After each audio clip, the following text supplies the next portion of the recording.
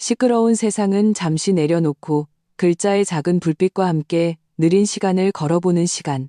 오늘 여러분과 나눌 이야기는 이서아 씨의 사연입니다. 이야기 시작. 사모님, 정말 내일 이 차를 몰고 부모님을 모시고 제주도에 가실 겁니까? 김정비사님은 우리 집안의 오랜 전담 서비스 센터 직원이셨다. 최고의 기술에 성실한 분이셨다. 그런 그가 지금 이마에 깊은 주름을 잡고 믿을 수 없다는 듯한 공포 어린 눈빛으로 나를 보고 있었다. 심장이 덜컥 내려앉았다. 불길한 예감이 등나무 덩굴처럼 온몸을 휘감았다. 네, 김정비사님, 왜 그러시죠? 정비는 다 끝난 거 아니었나요? 어디 문제라도 있나요? 내일은 우리 세 식구가 오랫동안 고대해온 제주도 자동차 여행이 시작되는 날이었다. 새로 산 고성능 SUV는 정비구역에 조용히 서 있었다. 광택이 나는 차체는 조명 아래 서늘한 빛을 반사하며 마치 길들여진 야수 같았다.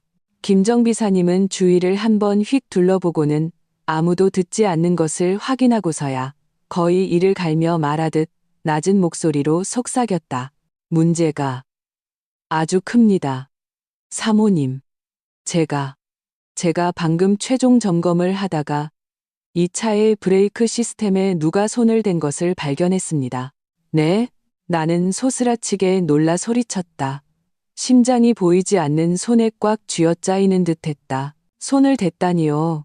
그게 무슨 말씀이세요? 김정비사님의 얼굴은 더욱 굳어졌다. 그는 나를 차체 아래쪽으로 이끌고 가 브레이크 오일 호스 근처에 아주 은밀한 부분을 손가락으로 가리켰다. 보세요, 여기랑 여기요. 이 나사들 비전문적인 공구로 조인 흔적이 있습니다. 아주 최근 흔적이에요.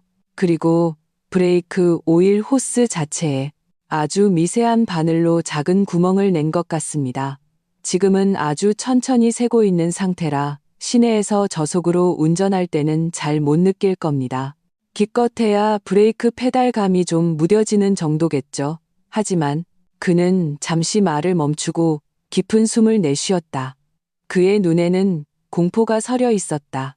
하지만 제주도의 한라산처럼 고지대의 길고 긴 내리막길에서 고강도로 브레이크를 자주 사용해야 할 때 브레이크 오일이 고온과 압력 때문에 이 미세한 구멍으로 급격히 새어나가면서 결국 브레이크가 완전히 말을 듣지 않게 될 겁니다. 브레이크 완전 불능. 이 5글자는 독을 바른 얼음 송곳처럼 내 고막을 꿰뚫고 뇌수까지 파고들었다. 제주도 산간도로의 끝없는 내리막길에서 브레이크가 고장난다? 상상할 필요도 없이 피비린내 나는 장면이 눈앞에 펼쳐졌다. 통제를 잃은 차가 절벽 아래로 추락하며 계곡으로 굴러떨어진다. 차는 박살나고 사람은 죽는다. 흔적도 없이 차가운 기운이 발바닥에서부터 정수리까지 치솟았다. 순식간에 손발이 얼음장처럼 차가워지고 이가 저절로 딱딱 부딪히기 시작했다. 누가 우리 세 식구에게 이토록 악랄한 짓을 하려 했을까? 이것은 명백히 사고로 위장한 치밀하게 계획된 살인이었다. 김정비사님, 확실한가요? 내 목소리는 형편없이 떨렸고 눈에는 이미 눈물이 그렁그렁했다. 두려워서가 아니었다. 극한의 분노와 배신감 때문이었다. 이 차는 정비를 맡길 때를 제외하고는 늘 나와 남편 박지훈이 사는 한남동 빌라 지하 주차장에 있었다. 주차장 키를 가진 사람은 나 외에 박지훈과 가끔 찾아오는 그의 가족들 뿐이었다. 하나의 이름, 얼마 전까지만 해도 내 평생의 의지처럼 믿었던 다정한 그 이름이 지금 독사처럼 내 심장을 휘감았다. 박지훈? 내 남편? 설마 그가? 아니, 불가능해. 그가 좀 가부장적이고 우리 유성그룹의 돈을 탐내는 구석은 있어도 평소에는 나름 다정한 사람이었다. 어떻게? 하지만 그가 아니라면 대체 누구란 말인가? 누가 동기가 있고 누가 기회가 있었을까? 거대한 공포와 분노가 뒤엉켜 나를 갈기갈기 찢을 것 같았다. 나는 주먹을 꽉 쥐었다. 손톱이 손바닥을 깊이 파고드는 고통 덕분에 겨우 한 줄기 이성을 붙잡을 수 있었다. 사모님, 제가 이 업계에서 20년입니다. 이런 목숨이 달린 일을 제가 함부로 말하겠습니까?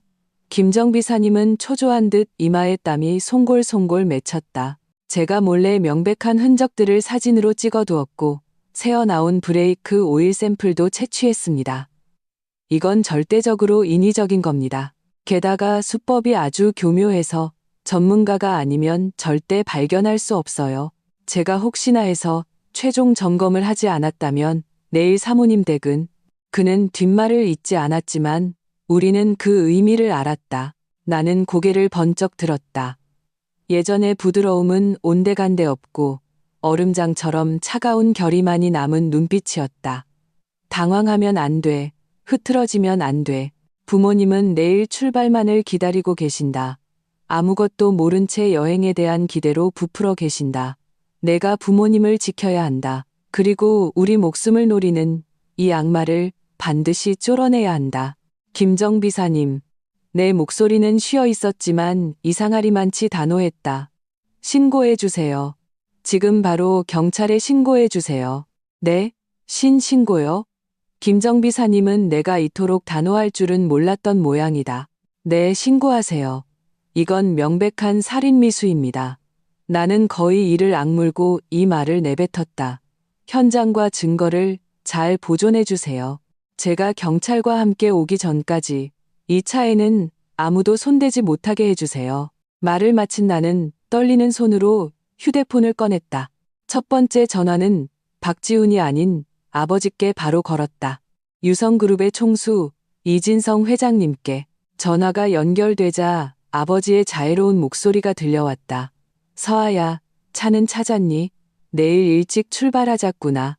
나는 아버지의 말을 끊었다. 목소리는 울먹였지만 필사적으로 억누르고 있었다. 아빠, 엄마랑 집에 계세요. 어디 가지 마시고 저 돌아올 때까지 기다리세요. 큰일 났어요. 하늘이 무너질 것 같은 일이에요. 수십 년간 제게를 호령해온 아버지는 내 목소리에 심상치 않음을 즉시 알아차리셨다. 목소리가 순식간에 무겁게 가라앉았다. 무슨 일이냐, 서아야. 무서워하지 말고 아빠한테 말해. 하늘이 무너져도 아빠가 있으니 괜찮다. 전화로는 다 말씀 못 드려요. 금방 갈게요. 집에서 기다리세요. 절대 혼자 나가시면 안 돼요. 특히 박서방네 식구들은 아무도 믿지 마세요. 나는 이를 악물고 말을 마친 뒤 전화를 끊었다. 그리고 111을 눌렀다. 최대한 침착하고 명료한 어조로 서비스 센터에서 발견된 차량 브레이크 시스템의 고의적 파손 및 교통사고, 위장살인 의도 정황을 진술하고 주소를 알렸다. 모든 것을 마치고 나서야 나는 차가운 벽에 기댔다. 온몸에 힘이 빠져나갔다. 눈물이 마침내 뚝 터진 듯 쏟아져 내렸다. 하지만 그 눈물은 뜨거운 증오였다. 박지훈, 그리고 박씨 집안. 만약 정말 당신들이라면 1000배, 10,000배의 대가를 치르게 해주겠어. 너희가 탐내는 게 우리 유성그룹의 돈이었나? 내가 가져온 수백억 원대의 혼수와 너희 박씨 일가의 이름으로 등기된 것처럼 행세하던 그 빌라였나? 좋아. 아주 좋아. 나는 눈물을 닦았다. 눈빛은 시베리아 동토처럼 차갑게 얼어붙었다. 나는 휴대폰을 들고 두 번째 전화를 걸기 시작했다. 내 개인 변호사에게 얼음처럼 차가운 목소리로 지시를 내렸다. 최 변호사님, 접니다. 이서아, 지금 즉시 두 가지 일을 처리해 주세요. 첫째, 제 명의로 된 모든 계좌 중 박지훈 및 그의 직계가족과 관련된 공동명의 계좌와 모든 자금 사용 권한을 동결해 주세요. 둘째, 법률 서류를 준비하세요. 한남동 그 빌라의 거주권을 즉시 회수하겠습니다. 사유는 거주자의 중대 형사 범죄 혐의로 인한 심각한 신변 위협입니다. 네, 바로 지금요. 즉시 사람을 보내서 짐을 빼내고 도어록을 교체하세요. 누구든 방해하면 바로 경찰에 신고하시고요. 변호사와의 통화를 끊고 나는 곧바로 프라이빗 뱅커에게 전화를 걸어 결혼할 때 내가 가져온 수백억 원 상당의 혼수 현금, 주식, 보석류 전부를 우리 부모님의 가족 신탁 계좌로 긴급 이체하도록 지시했다. 모든 지시는 신속하고 정확하고 무자비했다. 마치 갑자기 몰아친 폭풍 같았다. 옆에서 지켜보던 김정비사님은 입을 떡 벌리고 있었다. 평소 온화하고 부드러워 보이던 유성그룹의 아가씨에게 이토록 살벌하고 단호한 면이 있을 줄은 꿈에도 몰랐을 것이다. 하지만 내 마음속으론 분명히 알고 있었다. 이것은 시작에 불과하다고. 내 가족의 목숨을 노리는 자들에게 자비와 망설임은 곧 나 자신에 대한 잔인함일 뿐이다. 경찰이 곧 도착했다. 사진을 찍고 증거를 수집하며 진술을 받았다. 나는 논리정연하게 모든 것에 협조했다. 용의자가 남편 박지훈과 그의 가족일 수 있다고 말했을 때 노련한 형사들조차 놀란 표정을 감추지 못했다. 경찰서에서의 일을 처리하고 나는 경찰이 집까지 태워주겠다는 호의를 사양하고 직접 택시를 잡아 박지훈과 나의 명목상의 집으로 향했다. 시 외곽에 위치한 내 이름으로 된 수천만 원짜리 고급 빌라였다. 차를 타고 가는 내내 창밖으로 빠르게 스쳐 지나가는 도시의 네온 사인을 보며 내 마음은 쇠처럼 차갑게 식어갔다. 한때 이곳은 결혼과 미래에 대한 나의 아름다운 환상으로 가득 찼지만 이제는 공기 한 줌 한 줌이 음모와 배신의 냄새로 진동했다. 빌라 앞에 차가 멈췄다. 나는 심호흡을 하고 문을 열고 내렸다. 변호사가 보낸 사람들이 이미 도착해 착실하게 현관 도어록을 교체하고 있었다. 빌라 안에서는 희미하게 왁자지껄한 사람들의 목소리가 들려왔다. 사람이 꽤 많은 모양이었다. 나는 냉소를 지으며 옷매무새를 가다듬고 허리를 꼿꼿이 편 채 안으로 들어섰다. 거실은 예상대로 북적였다. 내 남편 박지훈은 초조한 얼굴로 통화를 하고 있었고 평소 자애로운 표정을 짓던 그의 부모님, 즉 나의 시부모님은 소파에 앉아 안절부절 못하고 있었다. 그 옆에는 박지훈의 누나와 매형, 그리고 그들의 쌍둥이 아이들까지 와 있었다. 정확히 8명. 내가 들어서자 모든 사람의 시선이 일제히 내게 꽂혔다. 박지훈은 즉시 전화를 끊고 달려와 내 손을 잡으려 했다. 그의 말투에는 책망과 의아함이 섞여 있었다. 서아야, 어디 갔었어? 전화는 왜 안 받고? 이게 다 무슨 일이야? 이 사람들은 누구고 왜 우리 집 도어록을 바꾸는 건데? 나는 그의 손을 마치 역겨운 벌레를 떼어내듯 차갑게 뿌리쳤다. 한때 나를 설레게 했지만 이제는 더없이 위선적으로 보이는 그의 얼굴을 훑어보았다. 애써 태연한 척하지만 당황을 감추지 못하는 시부모님의 눈빛, 구경거리가 생겨 신난 듯한 시누이와 아주버님의 표정을 차례로 훑었다. 우리 집? 나는 비웃었다. 목소리는 크지 않았지만 마치 잔잔한 호수에 던져진 폭탄 같았다. 박지훈 씨, 착각하지 마. 이 빌라는 처음부터 끝까지 등기부등본에 내 이름, 이서아 단독 명의로 되어 있어. 우리 아버지가 결혼 전에 사주신 내 재산이야. 나는 잠시 말을 멈추고 순식간에 굳어버린 그들의 표정을 감상했다. 특히 박지훈의 얼굴은 붉어졌다가 하얗게, 다시 파랗게 질려갔다. 그리고 왜 도어록을 바꾸냐고? 나는 한 걸음 앞으로 다가갔다. 내 시선은 얼음 송곳처럼 박지훈의 심장을 꿰뚫었다. 바로 1시간 전에 내가 내일 우리 부모님을 모시고 제주도로 가려던 브레이크에 손을 댄 바로 그 차를 몰고 두 분과 함께 저승사자를 만나러 갈 뻔했거든. 그리고 이 짓을 할 기회와 동기가 있는 사람은, 내 목소리는 갑자기 높아졌다. 뼛속까지 시린 증오를 담아 그 자리에 있는 모든 박씨 일가를 가리켰다. 바로 당신들 중에 있으니까. 내 말이 떨어지자 빌라 거실은 죽음과 같은 정적에 휩싸였다. 박지훈은 입을 떡 벌린 채 눈알이 튀어나올 것 같았다. 시부모님은 소파에서 벌떡 일어났고 얼굴은 새하얗게 질렸다. 시누이와 아주버님도 구경하는 표정을 거두고 당황하기 시작했다. 두 아이는 분위기에 겁을 먹었는지 와앙 울음을 터뜨렸다.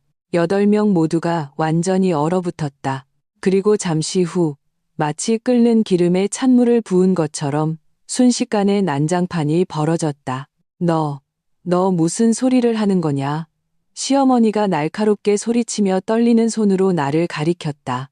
이서아, 내가 미쳤구나. 어떻게 우리를 그렇게 모함할 수가 있어? 박지훈의 누나가 펄쩍 뛰었다. 새언니, 분명 오해가 있을 거예요. 어떻게 경찰에 신고하고 도어로까지 바꿔요? 우리 집안 체면이 뭐가 돼요? 시아버지는 어른의 위엄을 내세우려 했지만 목소리의 떨림이 그의 속마음을 드러내고 있었다. 박지우는 마침내 정신을 차린 듯 새파랗게 질린 얼굴로 한 걸음 다가와 내 어깨를 잡으려 했다. 서아야, 진정해. 도대체 무슨 일이 있었던 거야? 무슨 브레이크? 무슨 살인? 너 혹시 이상한 사람 말에 속은 거 아니야? 우린 부부잖아. 내가 어떻게 당신이랑 장모님을 해치겠어? 부부? 나는 그의 초조한 변명을 들으며 그저 한없이 역겹고 비참했다. 김정비 사님이 제때 발견하지 못했다면 지금의 나는 차가운 시신이 되어 있었을 것이다. 그리고 저들은 내 유산을 가지고 희희낙낙하고 있었겠지. 나는 한 걸음 뒤로 물러나 그의 손길을 피했다. 가방에서 휴대폰을 꺼내 방금 경찰이 남긴 연락처와 변호사가 처리 중인 서류 캡처 화면을 보여주었다. 모함인지 헛소문인지는 경찰이 밝혀줄 거예요. 진실이 밝혀지기 전까지 여기는 당신들 중 누구도 환영하지 않아요. 지금 당장 즉시 당신들 물건만 챙겨서 내 집에서 나가주세요. 그리고 나는 박지훈을 향해 한때 한 침대를 썼던 남편을 향해 한 글자 한 글자 판결을 내리듯 말했다. 우리의 부부 인연은 당신 혹은 당신 가족이 브레이크에 그 더러운 손을 댔을 때 그걸로 완전히 끝났어. 빌라는 내가 회수했고 내 혼수는 이미 전부 우리 집으로 옮겼어. 당신들 집안 이제 알아서들 살아남아 봐. 2층 침실 문은 아래층의 소란을 차단했지만 분노와 공포, 불신이 뒤섞인 혼란스러운 소음은 여전히 두꺼운 원목 문을 뚫고 희미하게 내 고막을 두드렸다. 나는 문에 등을 기댄 채 바닥에 주저앉았다. 차가운 대리석 바닥의 한기가 얇은 옷을 뚫고 전해졌지만 내 마음속 한기의 만분의 1에도 미치지 못했다. 떨고 있었다. 그래, 나는 떨고 있었다. 끔찍한 일을 겪을 뻔했다는 뒤늦은 공포, 그리고 극한의 분노가 지나간 후 찾아온 몸의 정직한 반응이었다. 머릿속에서는 김정비 사님의 말이 제멋대로 반복 재생되었다. 브레이크 오일 호스에 미세한 구멍이 났습니다. 긴 내리막길, 브레이크 완전 불능.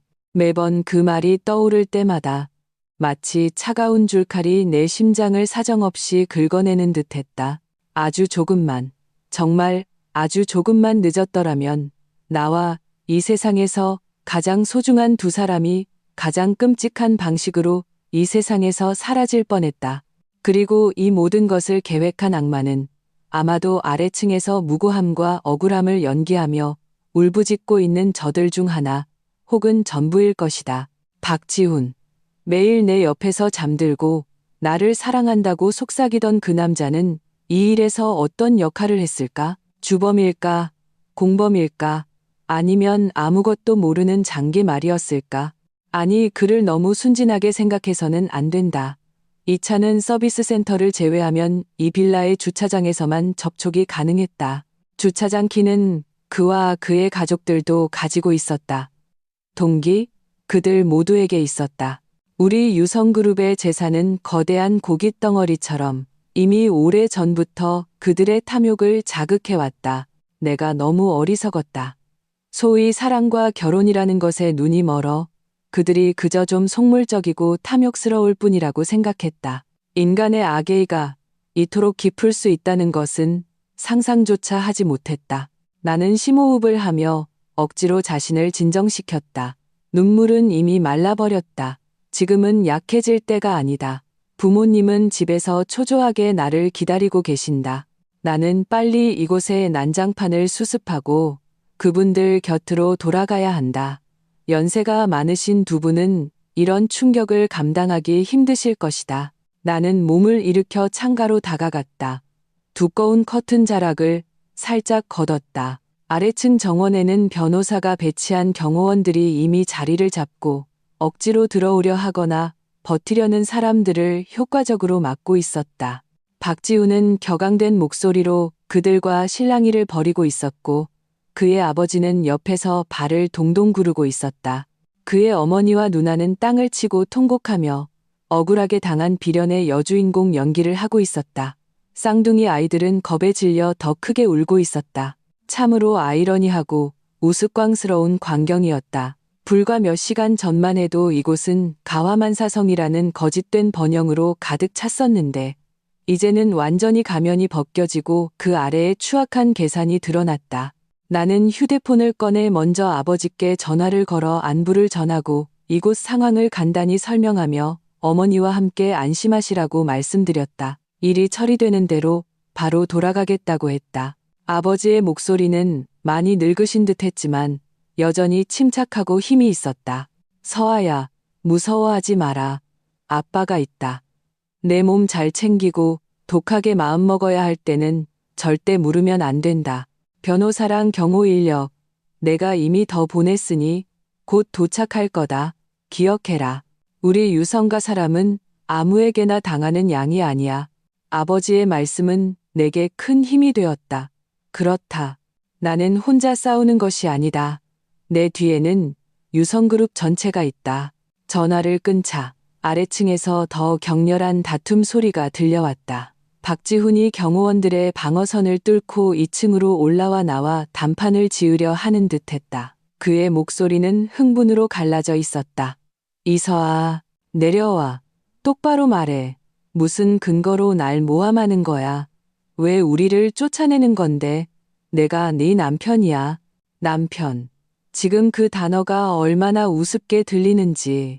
나는 감정을 추스르고 온몸에 갑옷을 두른 것을 확인한 뒤 방문을 활짝 열었다. 나선형 계단을 내려가는 내 발소리가 울려 퍼졌다. 나는 한 걸음 한 걸음 천천히 하지만 단호하게 걸었다. 아래층의 모든 시선이 다시 내게 꽂혔다. 그 눈빛에는 분노, 애원, 원망, 그리고 미처 감추지 못한 두려움이 섞여 있었다. 나는 거실 중앙 크리스털 샹들리에 아래에 섰다. 조명이 내게 차가운 빛을 드리웠다. 나는 그들을 훑어보았다. 마치 판사가 심판을 앞둔 죄수들을 내려다보듯이. 소라는 이제 그만 피우시죠. 내 목소리는 높지 않았지만 거스를 수 없는 냉기가 서려 있었다. 박지훈 씨, 나한테 무슨 할 말이 있죠? 당신은 무고하다고? 브레이크에 손댄 일은 전혀 모른다고? 박지훈은 마치 구명더처라도 잡은 듯 경호원들을 뿌리치고 내 앞으로 달려왔다. 그의 눈은 붉게 충혈되어 있었다. 당연히 모르지. 서아야, 우린 부부잖아. 내가 어떻게 당신을 해치겠어. 장인, 장모님은 말할 것도 없고 이건 분명 오해야. 그 정비사가 뭘 잘못 알았거나 아니면 누군가 우리 집안을 함정에 빠뜨리려는 거야. 함정? 나는 비웃었다. 보안과 출입 통제가 삼엄한 이 빌라 주차장에 누가 들어와서 당신을 함정에 빠뜨린다는 거죠? 당신에게 장인, 장모, 그리고 아내를 살해했다는 누명을 씌워서 얻을 게 있는 사람이 누구죠? 박지훈 씨, 거짓말을 하려거든 좀 그럴듯하게 해요. 나는 박지훈은 순간 할 말을 잃고 얼굴이 붉어졌다. 그때 계산에 능한 그의 어머니, 나의 시어머니가 눈물 콧물을 쏟으며 달려와 내 손을 잡으려 했다. 나는 역겨워하며 피했다. 그녀는 울부짖었다. 아가, 우리 착한 며느리, 어떻게 우리 지훈이를 그렇게 생각할 수가 있니? 걔가 너한테 어떻게 했는데 내 마음이 더 잘 알잖니? 이건 분명 사고거나 아니면 차 자체의 결함일 거야. 뜬 소문만 듣고 이렇게 큰 누명을 우리 집에 씌우면 어떡하니? 이게 소문나면 우리 박씨 집안은 어떻게 얼굴을 들고 다니고 우리 지훈이 앞날은 완전히 망가진단 말이야. 앞날? 나는 그녀를 차갑게 쳐다보았다. 앞날보다 사람 목숨이 더 중요한 거 아닌가요? 아니면 어머님 댁에서는 제 목숨과 우리 부모님 목숨이 어머님 아들 앞날보다 가치가 없다는 건가요? 시어머니는 내 질문에 말문이 막힌 채 그저 아니야, 그런 거 아니야. 이러면 안 돼, 라는 말만 반복했다. 계속 침울한 얼굴로 별말 없던 시아버지가 마침내 나섰다. 그는 가장의 위험을 내세우며 침착하게 말했다. 아가, 이 일은 성격이 너무 심각하다. 정비사 한 사람의 말만 듣고 지훈이나 우리 가족이 했다고 단정해서는 안 된다. 그건 너무 경솔해. 경찰에 신고한 건 잘했다. 진상을 밝히는 건 당연하지. 하지만 경찰 결론이 나기도 전에 이렇게 우리를 집에서 내쫓고 훈수까지 회수하는 건 너무 심한 거 아니냐? 넌 우리를 한 가족으로 생각하지도 않는 거냐? 가족? 나는 세상에서 가장 우스운 농담을 들은 것처럼 웃었다. 웃음 속에는 비애와 분노가 가득했다. 가족이 내일 제주도로 떠날 차에 손을 대서 온 가족을 몰살시키려는 사고를 만드나요? 아버님 말씀 좀 해보세요. 그게 대체 어느 나라 가족이죠? 목숨을 노리는 가족인가요? 내 목소리는 갑자기 높아졌고 날카로운 시선이 시아버지를 꿰뚫었다. 그리고 심하다고 하셨나요? 우리 목숨을 노린 당신들의 악랄함에 비하면 제가 한 일들이 뭐가 그렇게 심하죠? 이건 가장 기본적인 자기 방어일 뿐이에요. 진실이 밝혀지기 전까지 당신들 모두가 용의자예요. 제 목숨을 노렸을지도 모르는 용의자들을 왜 제 집에 살게 하고 제 돈을 쓰게 해야 하죠? 너 피 같은 소리 하지 마. 박지훈의 누나가 펄쩍 뛰며 내 코앞에 손가락질했다. 이서아, 돈 좀 있다고 잘난 척하지 마. 함부로 사람 모함하지 말라고. 우리 집안은 떳떳해. 보아하니 네가 내 동생이랑 살기 싫어서 일부러 핑계대고 우리를 함정에 빠뜨려서 재산 독차지하려는 거지. 재산 독차지? 나는 그녀 앞으로 다가가 흥분으로 일그러진 그녀의 얼굴을 경멸하며 쳐다보았다. 형님, 똑똑히 알아두세요. 이 빌라는 제 혼전 재산이고 수백억 원대 혼수도 제 개인 재산이에요. 법적으로 말해서 그건 원래부터 제가 독차지하고 있는 거예요. 당신들 박씨 집안과는 단 1원도 관계가 없다고요. 내가 당신들을 함정에 빠뜨려서 그걸 독차지할 필요가 있을까요? 나는 잠시 말을 멈추고 그 자리에 있는 모든 박씨, 식구들의 잿빛 얼굴을 훑어보았다. 그리고 한 글자 한 글자 힘주어 말했다. 오늘 제가 이 자리에서 분명히 말해두죠. 경찰이 모든 것을 낱낱이 밝혀낼 겁니다. 만약 이 일이 당신들 중 누구와도 관련이 없다는 것이 증명되면 저 이서아 신문에 사과 광고를 내고 당신들의 모든 손해를 배상하겠습니다. 하지만 말투가 돌변했다. 내 눈빛은 얼음 칼날처럼 변했다. 만약 당신들 중 누가 한 짓이라는 게 밝혀지거나 혹은 알고도 숨기고 감싸줬다면 그땐 저 이서아 예정 따위는 생각하지 않을 겁니다. 법이 판결하는 대로 죗값을 치르게 될 것이고 우리 유성그룹도 모든 힘을 동원해서 당신들이 응당한 대가를 치르게 만들 겁니다. 내 말은 단호했고 거스를 수 없는 결의와 힘이 담겨 있었다. 거실은 다시 죽음과 같은 정적에 휩싸였다. 박지훈의 거친 숨소리와 아이들의 억눌린 흐느낌만이 들려왔다. 박지훈은 나를 쳐다보았다. 그의 눈에는 낯등과 절망이 가득했다. 그는 이토록 단호하고 이토록 차가운 나를 본 적이 없었을 것이다. 한때 그에게 다정하고 순종적이었던 이서아는 이미 죽었다. 브레이크에 손을 댄 그 차 안에서 죽어버렸다. 서아야, 우리 사이에 이젠 단 한 톨의 믿음도 없는 거야? 그는 목이 쉰 목소리로 마지막 발버둥을 쳤다. 믿음? 나는 그를 쳐다보았다. 내 마음속 마지막 연민마저 완전히 굳어버렸다. 박지훈 씨, 믿음은 브레이크에 손을 대는 그 순간 완전히 산산조각 났어. 당신 혹은 당신 가족이 그토록 비열하고 악랄한 방식으로 나와 우리 가족을 대하기로 선택했을 때 당신들은 이미 믿음이라는 단어를 입에 올릴 자격조차 잃은 거야. 그때 변호사와 아버지가 추가로 보낸 경호원들이 도착했다. 변호사는 서류를 들고 내 곁으로 와 낮은 목소리로 보고했다. 사모님, 빌라 도어록 교체는 완료되었습니다. 여기 새키와 출입 카드입니다. 혼수 이전 절차는 긴급으로 처리 중이며 늦어도 내일 오전까지는 모두 완료될 겁니다. 이것은 초안으로 작성된 별거 합의서와 재산 보전 신청서입니다. 검토 부탁드립니다. 나는 고개를 끄덕이고 서류를 받았다. 박지훈은 쳐다보지도 않고 변호사와 경호원들에게 말했다. 박지훈 씨와 그 가족들이 30분 내로 제가 사준 물건이 아닌 개인 소지품만 챙겨서 이 빌라를 나가도록 도와주세요. 30분 후에도 허가받지 않은 사람이 남아있다면 즉시 불법 침입으로 경찰에 신고해서 처리하세요. 이서아, 너 이럴 순 없어. 박지우는 완전히 무너졌다. 그는 울부짖으며 내게 달려들려 했지만 키가 크고 건장한 경호원 2명이 즉시 앞으로 나와 무표정하게 그를 막았다. 짐 싸는 곳으로 안내해. 나는 차갑게 명령했다. 그리고 나는 뒤돌아섰다. 등 뒤에 아수라장과 절망을 더는 보지 않았다. 곧장 2층 침실로 향했다. 등 뒤에서는 박씨 일가의 마지막 절규, 통곡, 그리고 저주가 들려왔다. 마치 서투른 광대들의 소동극 같았다. 나는 문을 닫았다. 세상이 조용해졌다. 나는 알고 있었다. 오늘 밤은 박씨 집안 8식구에게 잠 못 이루는 밤이 될 것이라는 것을, 천국에서 지옥으로 추락하는 밤이 될 것이라는 것을. 그들은 손만 뻗으면 닿을 듯했던 호화로운 저택을 잃었고 꿈에 그리던 거액의 재산을 잃었으며 그들이 의지에 살아가던 장기적인 밥줄을 잃었다. 그리고 앞으로 닥쳐올 형사 조사를 마주해야만 한다. 그리고 나에게는 전쟁이 이제 막 시작되었을 뿐이다.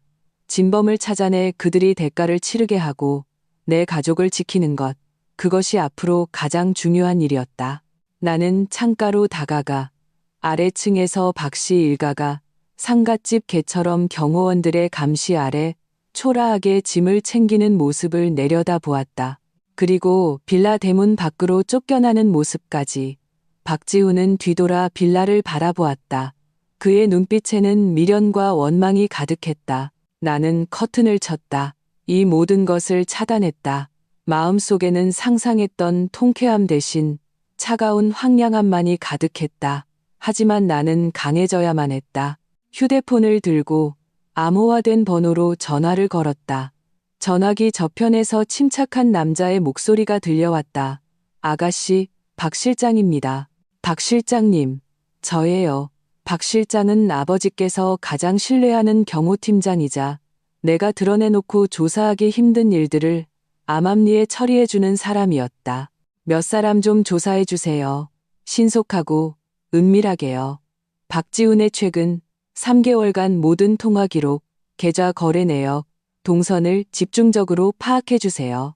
그리고 그의 부모 누나와 매형의 경제 상황과 주변 인물 관계도요. 특히 갑작스러운 거액의 자금 변동이 있었는지 혹은 전과자와 접촉한 적이 있는지 확인해주세요. 알겠습니다, 아가씨. 박 실장은 망설임 없이 대답했다. 침실 문은 아래층의 마지막 소란을 차단했다. 세상은 마치 진공 상태가 된 듯 내 심장이 흉곽 안에서 묵직하게 뛰는 소리, 둥둥둥, 마치 전쟁의 북소리 같은 소리만 남았다. 나는 차가운 문에 등을 기댄 채 부드러운 카펫 위로 천천히 주저앉았다. 밤새 억지로 버티던 단단한 껍질에 마침내 균열이 생겼다. 피로가 파도처럼 밀려왔다. 육체의 피로가 아니었다. 영혼 깊은 곳에서부터 배어나오는 권태감이었다. 한때 이 방은 나와 박지훈의 거짓된 온기로 가득했었다. 이제는 모든 가구, 모든 공기 한 줌이 역겨운 기만의 냄새를 풍겼다. 저 거대한 킹사이즈 침대는 한때 우리가 사랑을 속삭이던 곳이었지만 지금은 거대한 조롱처럼 느껴졌다. 나는 몸을 웅크리고 무릎을 감싸 안았다. 얼굴을 그 안에 파묻었다. 눈물은 더 이상 나오지 않았다. 메마른 고통만이 남았다. 나는 잃어버린 결혼 생활 때문에 슬퍼하는 것이 아니었다. 그 결혼은 브레이크에 손을 댄 그 순간부터 완전히 불태워져야 할 썩은 시체나 다름없었다. 나는 한때 진심을 다 바쳤던 어리석은 나 자신을 위해 슬퍼하고 있었다. 인간의 추악함과 탐욕의 뼛속까지 시린 한기를 느끼고 있었다. 아주 조금만 늦었더라면 부모님의 자애로운 미소, 우리 집의 따뜻한 일상, 모든 것이 그 악독한 계산 때문에 잿더미가 될 뻔했다. 이 뒤늦은 공포는 차가운 독사처럼 내 척추를 휘감고 나를 멈출 수 없이 떨게 만들었다. 안 돼. 이런 감정에 빠져 있을 수 없어. 적에 대한 자비는 나 자신에 대한 잔인함이다. 지금은 긴장을 풀 때가 아니다. 나는 심호흡을 하고 억지로 몸을 일으켰다. 욕실로 가서 찬물로 몇 번이고 얼굴을 씻었다. 거울 속 창백한 얼굴. 하지만 유난히 날카로운 눈빛의 여자를 보았다. 이서아, 넌 더 이상 온실 속에서 보호받던 화초가 아니야. 가시를 돋아내야 해. 단단해져야 해. 나는 아래층에 소란스러운 기운이 밴 옷을 벗어던지고 간편한 실내복으로 갈아입었다. 그리고 행동을 시작했다. 먼저 이 침실을 꼼꼼히 살폈다. 이성적으로는 박지훈이 침실에 직접적인 증거를 남길 만큼 어리석지는 않을 거라고 생각했지만 아주 작은 단서 하나도 놓칠 수 없었다. 그의 옷장, 서랍, 침대 협탁을 확인하고 그가 남기고 간 몇 권의 경제 잡지와 책까지 뒤져보았다. 그가 숨겨둔 소액의 비자금을 발견한 것 외에는 이것은 오히려 그에게 다른 은밀한 계좌가 있을 수 있다는 증거였다. 브레이크 사건과 관련된 직접적인 단서는 찾지 못했다. 하지만 이것이 나를 더욱 섬뜩하게 만들었다. 그가 끔찍할 정도로 치밀하거나 아니면 정말로 아무것도 몰랐거나. 하지만 이 생각은 떠오르자마자 억지로 눌러버렸다. 지금 아주 작은 연민이라도 가졌다가는 만회할 수 없는 나락으로 떨어질 수 있다. 부모님의 생명이 걸린 문제에서는 특히 더 그랬다. 창가로 다가가 커튼 자락을 살짝 걷었다. 아래층 박씨 집안 8식구는 이미 빌라 단지 밖으로 쫓겨나 멀지 않은 길가에 모여 있었다. 꼴이 말이 아니었다. 박지훈은 신경질적으로 전화를 걸고 있었다. 아마 임시거처를 찾기 위해 친구에게 연락하는 듯 했지만 순조롭지 않은 모양이었다. 그의 부모와 누나네 가족은 갈 곳 잃은 파리떼처럼 짐 주위를 맴돌고 있었다. 두 아이는 여전히 울고 있었다. 한때의 화려함은 온데간데 없고 초라함과 낙담만이 남았다. 그들의 모습을 보며 내 마음속에는 일말의 동정심도 없이 차가운 쾌감만이 일었다. 이건 시작일 뿐이야. 당신들이 우리에게 안겨준 공포와 상처 10배, 100배로 갚아주겠어. 그때 휴대폰이 울렸다. 아버지였다. 서아야, 그쪽은 어떠냐? 괜찮아? 아버지의 목소리에는 걱정과 염려가 가득했다. 아빠, 저 괜찮아요. 그 사람들 다 내보냈어요. 나는 최대한 평온한 목소리로 들리게끔 노력했다. 빌라 도어록도 바꿨고 경호 인력도 추가했어요. 혼수 이전도 진행 중이고요. 그래, 잘했다. 아버지의 말투에는 칭찬과 함께 그보다 더 큰 안쓰러움이 묻어났다. 고생했다, 우리 딸. 너랑 엄마는 집에서 기다리고 있으니 돌아와서 얘기하자. 변호사랑 경찰 쪽은 내가 그룹 법무팀의 지시에서 전력으로 지원하고 압력을 가하도록 했다. 빨리 사건화해서 수사하라고. 네, 저도 정리하고 바로 갈게요. 전화를 끊자 마음이 한결 놓였다. 나는 혼자가 아니었다. 막 간단한 개인 소지품 몇 개를 챙겨 이 숨막히는 곳을 떠나려 할 때 휴대폰이 다시 한번 진동했다. 모르는 번호로 온 문자 메시지였다. 나는 메시지를 열어보았다. 그 내용은 내 동공을 순식간에 수축시켰다. 이서아 씨, 박지훈의 사촌 형 박상철. 그 사람 지난달에 막 출소했습니다. 거액의 도박 빚이 있고 최근 박지훈의 어머니와 자주 연락했습니다. 브레이크 건 간단하지 않을 겁니다. 박상철. 박지훈의 그 도박에 미쳐 전과까지 있는 사촌형. 심장이 쿵 하고 내려앉았다. 이 익명의 제보는 너무나 시의적절했다. 마치 번개가 눈앞에 안개를 가르는 것 같았다. 나는 즉시 그 번호로 다시 전화를 걸었지만 없는 번호라는 안내만 나왔다. 상대방은 신분을 노출하고 싶지 않은 모양이었다. 누구일까? 정의감에 불타는 서비스 센터의 김정비사님일까? 아니면 박씨 집안 내부에서 더 이상 참지 못하고 나온 제보일까? 혹은 몫을 제대로 챙기지 못해 벌어진 내분일까? 어찌됐든 이 제보는 아주 중요한 방향을 제시해 주었다.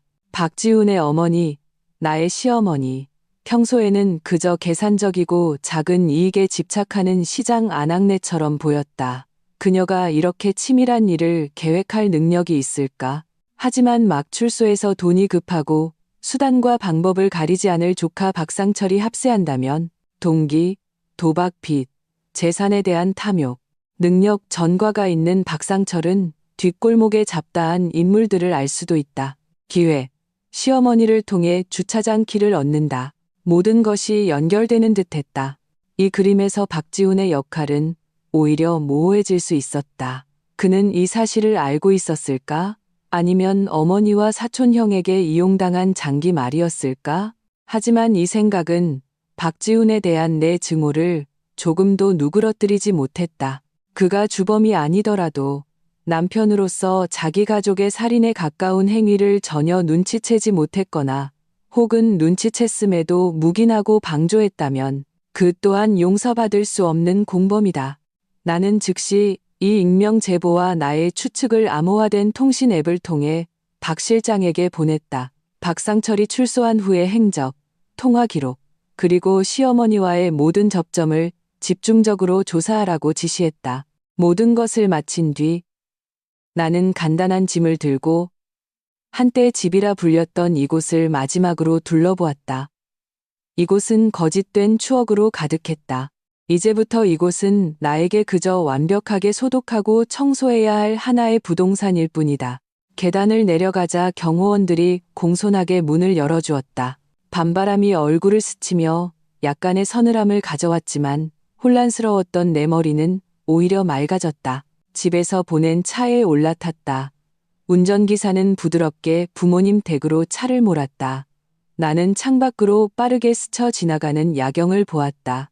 도시의 네온은 여전히 찬란했지만 내 마음속의 차가운 어둠까지는 비추지 못했다. 부모님 댁에 도착했을 때는 이미 깊은 밤이었다. 어머니는 눈이 빨개진 채 문 앞에서 나를 기다리다가 나를 보자마자 품에 꼭 껴안으셨다. 우리 서아 고생 많았다. 아버지는 소파에 앉아 굳은 표정을 하고 계셨지만 내가 무사히 돌아온 것을 보고는 눈빛이 한결 부드러워지셨다. 식탁 위에는 따뜻한 죽과 밑반찬이 놓여 있었다.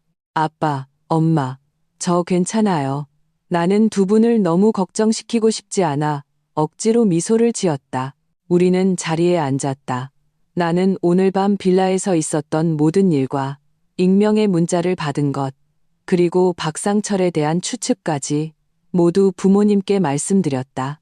아버지는 다 들으시고 잠시 침묵하시더니 손가락으로 소파 팔걸이를 가볍게 두드리셨다. 박상철이라는 놈, 나도 좀 기억이 난다. 아주 질이 안 좋은 망난이었지. 만약 정말 그놈이 연루되었다면 이 사건의 성격은 더욱 악질적인 거야. 서아야, 내 판단과 행동은 아주 단호하고 훌륭했다. 아빠는 내가 자랑스럽다. 하지만 이제 적의 정체가 드러났으니 우리는 더욱 조심해야 한다. 어머니는 내 손을 꼭 잡으셨다. 서아야, 당분간은 집에서 지내렴. 혼자서는 아무데도 가지 마라. 그 속에 시커먼 놈들이 또 무슨 짓을 할지 누가 알겠니? 나는 고개를 끄덕였다. 네, 그럴게요. 경찰 쪽은 내가 이미 아는 라인을 통해 강력계 형사팀에 연락해놨다. 살인 미수 가능성이 있는 중대 사건으로 취급해서 철저히 수사하라고 아버지는 침착하게 분석하셨다. 서비스 센터 쪽 증거가 아주 중요해. 김정 비사님의 증언과 물증은 이미 제출됐고 이제 경찰이 빌라 주차장 CCTV 만약 파손되거나 조작된 흔적이 있다면 더 확실하겠지. 그리고 박 씨 일가와 박상철의 주변 관계 등에서 돌파구를 찾을 수 있느냐에 달렸어. 빌라 주차장 CCTV. 문득 떠올랐다. 사생활 보호 때문에 출입구에만 CCTV가 있었어요. 주차 공간 쪽 CCTV는 고장이 잦았는데 박지훈이 사람 불러서 고친다고 해놓고 계속 미뤘어요. 아버지의 눈빛이 날카로워졌다. 그건 우연이 아닐 가능성이 크다. 만약 CCTV가 하필 그 시점에 고장 나 있었다면 그건 제발 저린격이지. 그렇다면 박지훈의 혐의도 완전히 벗겨낼 수는 없겠구나. 그가 CCTV 수리를 미룬 것이 자기 자신을 위해서였을까? 아니면 다른 누군가에게 기회를 만들어주기 위해서였을까? 그날 밤은 잠들 수 없었다. 나는 부모님과 늦게까지 이야기를 나누며 서로를 위로하고 또 서로에게 힘을 주었다. 우리 유성그룹이 어떤 풍파를 겪지 않았던가. 이번 일은 비록 흉악했지만 우리가 한마음으로 뭉치면 반드시 이겨내고 악인들에게 대가를 치르게 할 수 있을 것이다. 잠들기 전 박 실장에게서 짧은 답신이 왔다. 접수. 박상철 목표 확인. 심층 조사 중. 박지훈은 빌라에서 나온 후 바로 거처를 찾지 않고 외진 술집에서 누군가를 만났습니다. 신원은 아직 불명. 추적 인력 배치했습니다. 박지훈은 누구를 만났을까? 박상철? 아니면 다른 공범? 혹은 대책을 논의하러 간 것일까? 부모님 댁이라는 진정한 안전한 항구에서 나는 밤늦도록 거의 눈을 붙이지 못했다. 눈을 감으면 산길을 통제불능으로 질주하는 자동차와 부모님의 겁에 질린 얼굴이 떠올랐다. 분노와 뒤늦은 공포가 두 가닥의 전류처럼 뒤엉켜 내 몸속을 휘저으며 단 한순간도 긴장을 늦출 수 없게 만들었다. 날이 희미하게 밝아올 무렵 나는 잠에서 깼다. 어머니는 이미 담백한 아침 식사를 준비해 두셨고 아버지는 식탁에 앉아 아침 뉴스를 보고 계셨지만 굳은 미간은 그의 마음이 전혀 텔레비전에 있지 않다는 것을 보여주었다. 서아야, 왜 이렇게 일찍 일어났니? 좀 더 자지. 어머니는 안쓰러워하며 내게 죽을 떠주셨다. 잠이 안 와서요, 엄마. 나는 그릇을 받아들며 최대한 평온해 보이려 애썼다. 정신 바짝 차리고 있어야 해요. 오늘 경찰에서 정식으로 소환해서 조사를 할지도 모르고 처리해야 할 일도 많아요. 아버지는 리모컨을 내려놓고 나를 향해 말씀하셨다. 방금 연락받았다.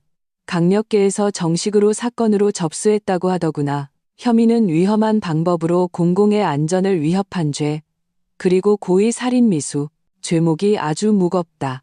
즉시 조사를 시작할 거란다. 서비스센터 김정비사님 다음으로 가장 먼저 찾을 사람은 박지훈과 그의 가족들이겠지. 마침 그때 내 휴대폰이 울렸다. 낯선 유선전화 번호였다. 발신지 표시는 시경찰청. 올 것이 왔구나. 나는 심호흡을 하고 전화를 받았다. 목소리는 평온했다. 여보세요. 네. 이서아 씨 되십니까? 저희는 시경찰청 강력계입니다. 신고하신 차량 브레이크 시스템 파손 사건과 관련하여 몇 가지 여쭤볼 것이 있습니다. 지금 혹시 경찰서로 한번 와주실 수 있으신가요? 전화기 너머 경찰관의 목소리는 침착하고 사무적이었다. 네, 경관님, 가능합니다. 1시간 안에 도착하겠습니다. 나는 망설임 없이 대답했다. 전화를 끊고 부모님께 고개를 끄덕였다. 경찰에서 조사받으러 오라고 하네요. 아버지가 자리에서 일어나셨다. 내가 기사를 보내주마. 최 변호사는 이미 경찰서에서 기다리고 있을 거다.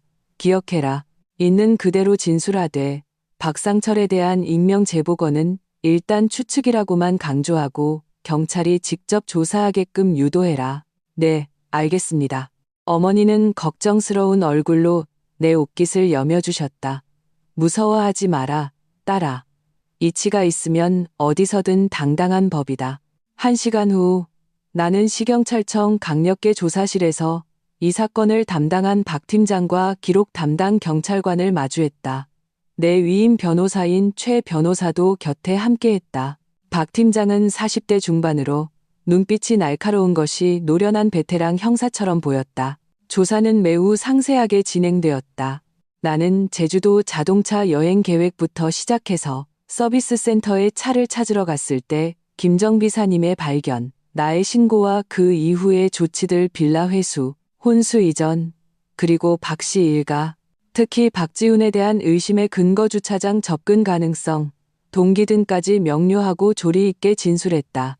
박상철에 대한 익명 제보에 대해서도 사실대로 설명하며 시어머니와 박상철이 공모했을 가능성에 대한 의심을 표명했다. 박 팀장은 매우 주의 깊게 들으며 때때로 나와 박지훈의 평소 관계, 박 씨 집안의 경제 상황, 그리고 내가 누군가에게 원한을 산 적이 있는지 등을 질문했다. 이서아 씨, 진술은 잘 들었습니다. 서비스 센터 쪽 물증, 즉 파손된 브레이크 오일 호스 샘플, 사진, 그리고 증인의 증언이 아주 중요합니다. 박 팀장은 기록부를 덮으며 엄숙한 표정으로 말했다. 이제 법에 따라 박지훈 및 관련 가족들을 소환하여 조사할 것입니다. 당분간은 연락이 계속 닿도록 해주시고 추가 협조가 필요할 수 있습니다. 네, 수사에 전적으로 협조하겠습니다. 나는 정중하게 답했다. 경찰청을 나오자 최 변호사가 낮은 목소리로 내게 말했다. 사모님, 경찰의 일처리가 매우 신속하고 사건의 죄목도 무겁게 잡았습니다. 이 사건을 매우 중요하게 생각하고 있다는 뜻입니다. 이제 경찰 조사를 받는 박 씨 일가가 어떻게 나오느냐에 달렸습니다. 이런 사건은 한쪽에서 입을 열기 시작하면 돌파구를 찾기 쉽습니다. 나는 고개를 끄덕였다. 경찰의 공식적인 개입이 박 씨 집안의 본격적인 압박으로 작용하리라는 것을 알고 있었다. 경찰이 들이닥쳤을 때 그 8식구가 얼마나 당황하고 혼란스러워할지 눈에 선했다. 예상대로 내가 조사를 받은 직후 박 실장 쪽에서 새로운 소식이 들어왔다. 아가씨, 경찰이 여러 팀으로 나뉘어 움직였습니다. 한 팀은 박지훈의 부모님 댁으로, 다른 팀은 박지훈이 임시로 묵고 있는 싸구려 모텔로 바로 갔습니다. 소란이 꽤 커서 주위 이웃들이 다 알게 된 모양입니다. 박지훈 쪽 반응은 어때요? 나는 그의 태도가 가장 궁금했다. 추적하던 요원 말로는 박지훈이 모텔에서 경찰에 연행될 때 감정이 매우 격해져서 아가씨가 자기를 모함하는 거라고 소리치며 난동을 부렸다고 합니다. 구경꾼이 많이 모였다고 하더군요. 박 실장의 목소리에는 약간의 경멸이 섞여 있었다. 모함? 나는 냉소했다. 죽음의 문턱에 와서도 뻔뻔하기는 계속 감시하세요. 특히 박상철과 접촉하는 사람이 있는지 주의 깊게 봐주시고요. 알겠습니다. 그 후 반나절 동안 나는 혼수를 유성과 신탁으로 완전히 이전하는 후속 절차를 처리하면서 초조하게 경찰의 소식을 기다렸다. 부모님은 내 곁에서 그분들만의 방식으로 나를 지지해 주셨다. 오후 3시쯤 최 변호사에게서 전화가 왔다. 그의 목소리에는 약간의 흥분이 섞여 있었다. 사모님, 진전이 있습니다. 어떡해요? 내 심장이 철렁했다. 박지훈은 경찰서에서 처음에는 완강하게 모르는 일이라고 버텼습니다. 오해거나 함정이라고 반복해서 주장했죠. 하지만 그의 어머니, 즉 전 시어머님께서 압박을 견디지 못하신 것 같습니다. 무슨 말을 했는데요? 나는 즉시追궁했다. 구체적인 조사 내용은 경찰 기밀이라 알 수 없지만 내부에서 흘러나온 정보에 따르면 시어머님께서 단독 조사를 받으시다가 감정이 무너져서 다 어쩔 수 없었다. 이렇게 심각해질 줄은 몰랐다. 아들 부담 좀 덜어주려고 그랬을 뿐이다 같은 애매한 말들을 울면서 쏟아냈다고 합니다. 아직 누구를 직접 지목하거나 구체적인 행위를 인정한 것은 아니지만 이런 반응은 심리적 방어선이 무너지고 있다는 증거입니다. 최 변호사가 분석했다. 부담을 덜어준다? 나는 그 단어를 포착했다. 분노가 다시 치솟았다. 자기들 집안의 부담을 덜어주기 위해 우리 유성과 세 사람의 목숨을 바치려 했다고? 이게 대체 무슨 악랄한 논리인가? 그리고 최 변호사가 덧붙였다. 경찰이 사모님께서 제공하신 박상철의 단서를 토대로 기초조사를 했는데 그가 지난달 출소 후 행적이 묘연하고 실제로 사채업자에게 거액의 빚을 진 사실을 확인했습니다. 그런데 최근 들어서는 갑자기 씀씀이가 커졌다고 합니다. 경찰은 이미 그를 주요 용의자로 특정하고 검거를 위해 동선을 파악 중입니다. 역시 박상철, 시어머니의 애매한 말은 우리의 추측이 거의 확실하다는 것을 방증했다. 이 일은 10중 8구 시어머니가 아들을 위해 어쩌면 조카의 빚이나 자신의 욕심을 채우기 위해 박상철과 공모하여 저지른 짓이다. 그렇다면 박지훈은 그는 과연 몰랐을까? 몰랐다면 그의 어머니가 그를 감쪽같이 속였을까? 알았다면 지금 경찰서에서 저렇게 강경하게 버티는 것은 어머니를 보호하기 위해서일까? 아니면 혼자 모든 것을 짊어지려는 것일까? 온갖 생각이 머릿속에서 뒤엉켰다. 해질 무렵 박 실장에게서 또 다른 메시지가 도착했다. 내용은 나를 더욱 놀라게 했다. 아가씨, 새로운 사실을 확인했습니다. 약 2주 전 박지훈이 회사에 임시 자금이 필요하다는 명목으로 친한 친구에게 5천만 원을 단기 차입했습니다. 명분은 그럴듯했고 이미 상환까지 마쳤습니다. 하지만 비슷한 시기에 시어머님 계좌에 출처불명의 현금 2천만 원이 입금된 기록이 있습니다. 시점이 매우 가깝습니다. 5천만 원 차입, 2천만 원의 출처불명 현금, 박지훈의 회사 자금 사정. 그의 작은 회사가 수익은 그저 그래도 그렇게 큰 돈을 급하게 빌려야 할 정도는 아니라고 들었다. 그런데 그는 돈을 빌려서 왜 그의 어머니 계좌에 2천만 원의 현금이 들어갔을까? 끔찍한 상상이 내 머릿속에서 형태를 갖추었다. 설마 박지훈이 돈을 빌린 것이 어머니에게 일을 시키기 위해서였을까? 혹은 그의 어머니가 박상철의 도박 빚을 갚아준다거나 집안에 급한 일이 있다는 핑계로 그에게 돈을 요구했고 그는 돈을 주었지만 그 돈이 결국 장모를 살해하는 데 쓰일 줄은 몰랐던 것일까? 후자라면 박지훈은 그야말로 어리석기 짝이 없는 인간이다. 전자라면 그는 인간의 탈을 쓴 악마다.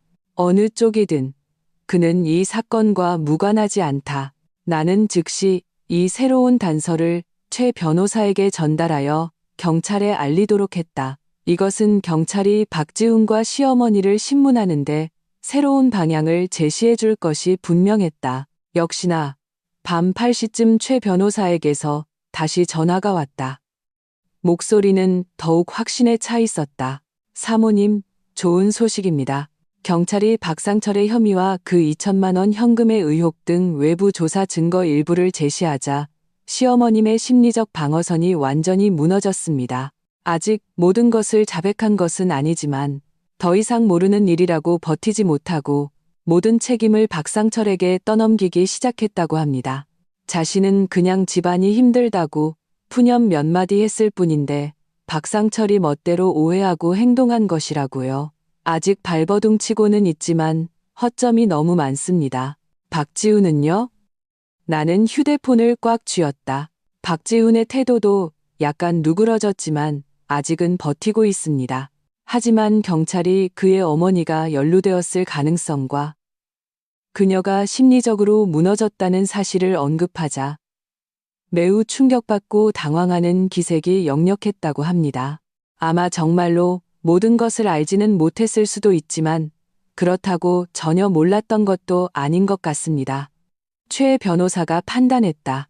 모든 것을 알지는 못했지만 전혀 몰랐던 것도 아니다. 이 말은 바늘처럼 내 심장을 찔렀다. 그것은 그가 집안에서 무언가 좋지 않은 계획이 있다는 것을 어렴풋이 눈치챘거나 혹은 어머니와 박상철의 밀담을 들었음에도 침묵을 선택했다는 것을 의미했다. 심지어 그 돈이나 고의로 CCTV 수리를 미루는 등 간접적인 도움을 주었을 가능성도 있었다. 이런 묵인과 방조는 그가 직접 손을 쓴 것과 도덕적, 법적으로는 차이가 있을지 몰라도 나에게는 똑같이 용서할 수 없는 죄악이었다.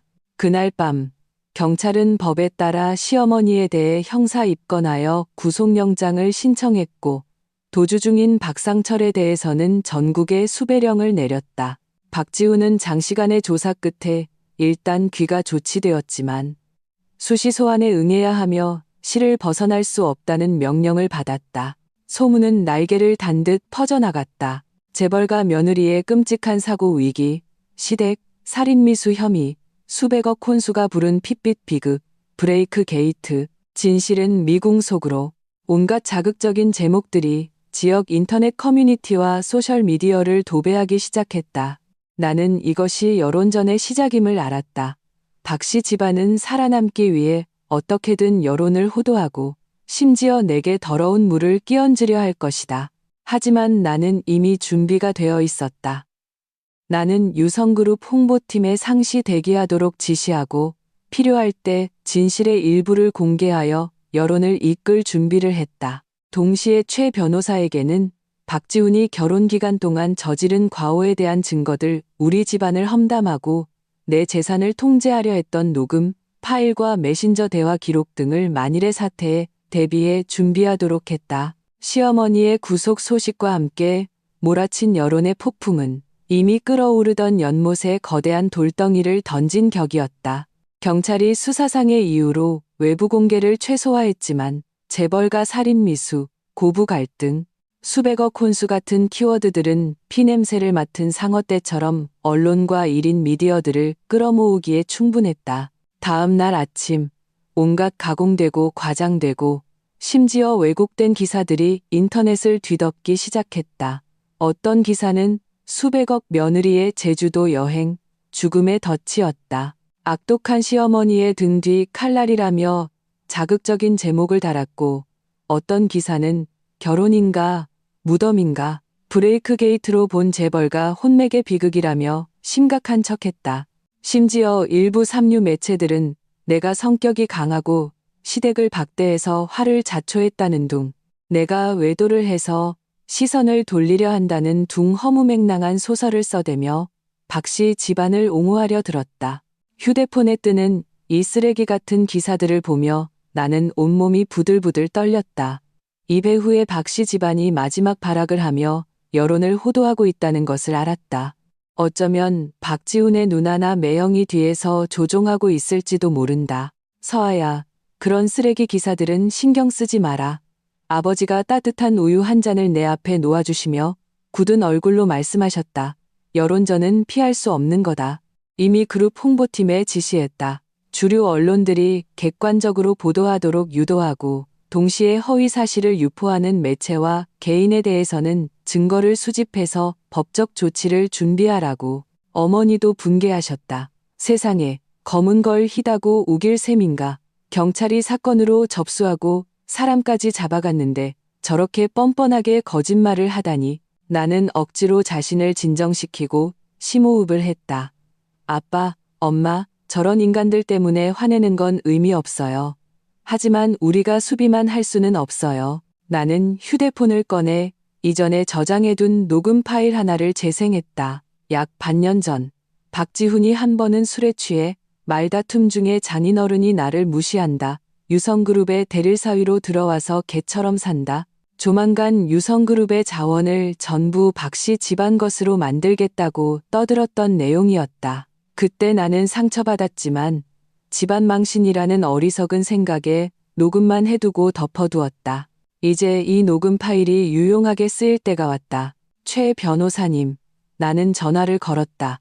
제가 박지훈이 오래전부터 유성그룹에 대한 야심을 품고 있었다는 명백한 동기를 증명할 수 있는 녹음 파일을 가지고 있습니다. 여론 반경용 무기로 사용하기에 적절한지 검토해 주세요. 최 변호사는 녹음 파일 일부를 듣고 나서 신중하게 답했다. 사모님, 이 녹음 파일은 증거 자료로서 매우 가치가 높습니다. 하지만 직접 공개하면 사생활 침해 문제가 발생할 수 있으니 기술이 필요합니다. 먼저 신뢰할 수 있는 경로를 통해 영향력 있는 언론사 한두 곳에 내부자 제보 형식으로 흘리는 것이 좋겠습니다. 효과는 거두면서도 우리 쪽에 여지를 남겨둘 수 있습니다. 좋아요. 그렇게 진행해 주세요. 나는 그의 제안에 동의했다. 이제 세상 사람들이 박지훈과 그 집안의 탐욕스러운 민낯을 볼 때가 되었다.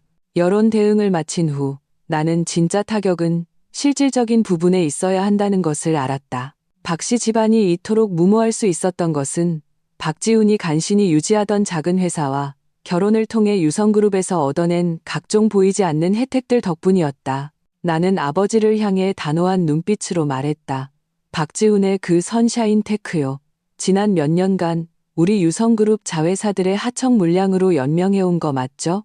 아버지는 즉시 내 의도를 알아차리셨다. 눈에 칭찬과 함께 냉혹한 빛이 스쳤다. 그렇지. 내 체면을 봐서 수익성 좋은 일감도 많이 주고 은행에서 저금리 대출을 받을 수 있게 보증도 서줬지. 그걸 끊어버리려는 거냐? 나는 단호하게 말했다. 유성그룹 및 모든 관계사는 즉시 선샤인 테크와의 모든 협력 관계를 중단하세요. 이미 체결된 계약은 상대방이 중대 형사 사건에 연루되어 예측 불가능한 경영 리스크가 발생했다는 조항을 근거로 일방적으로 해지하세요.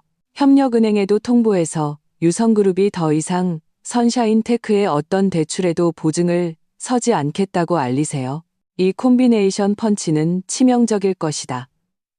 유성그룹의 일감과 보증을 잃으면 박지훈의 그 뿔이 약한 회사는 자금줄이 순식간에 막힐 것이다.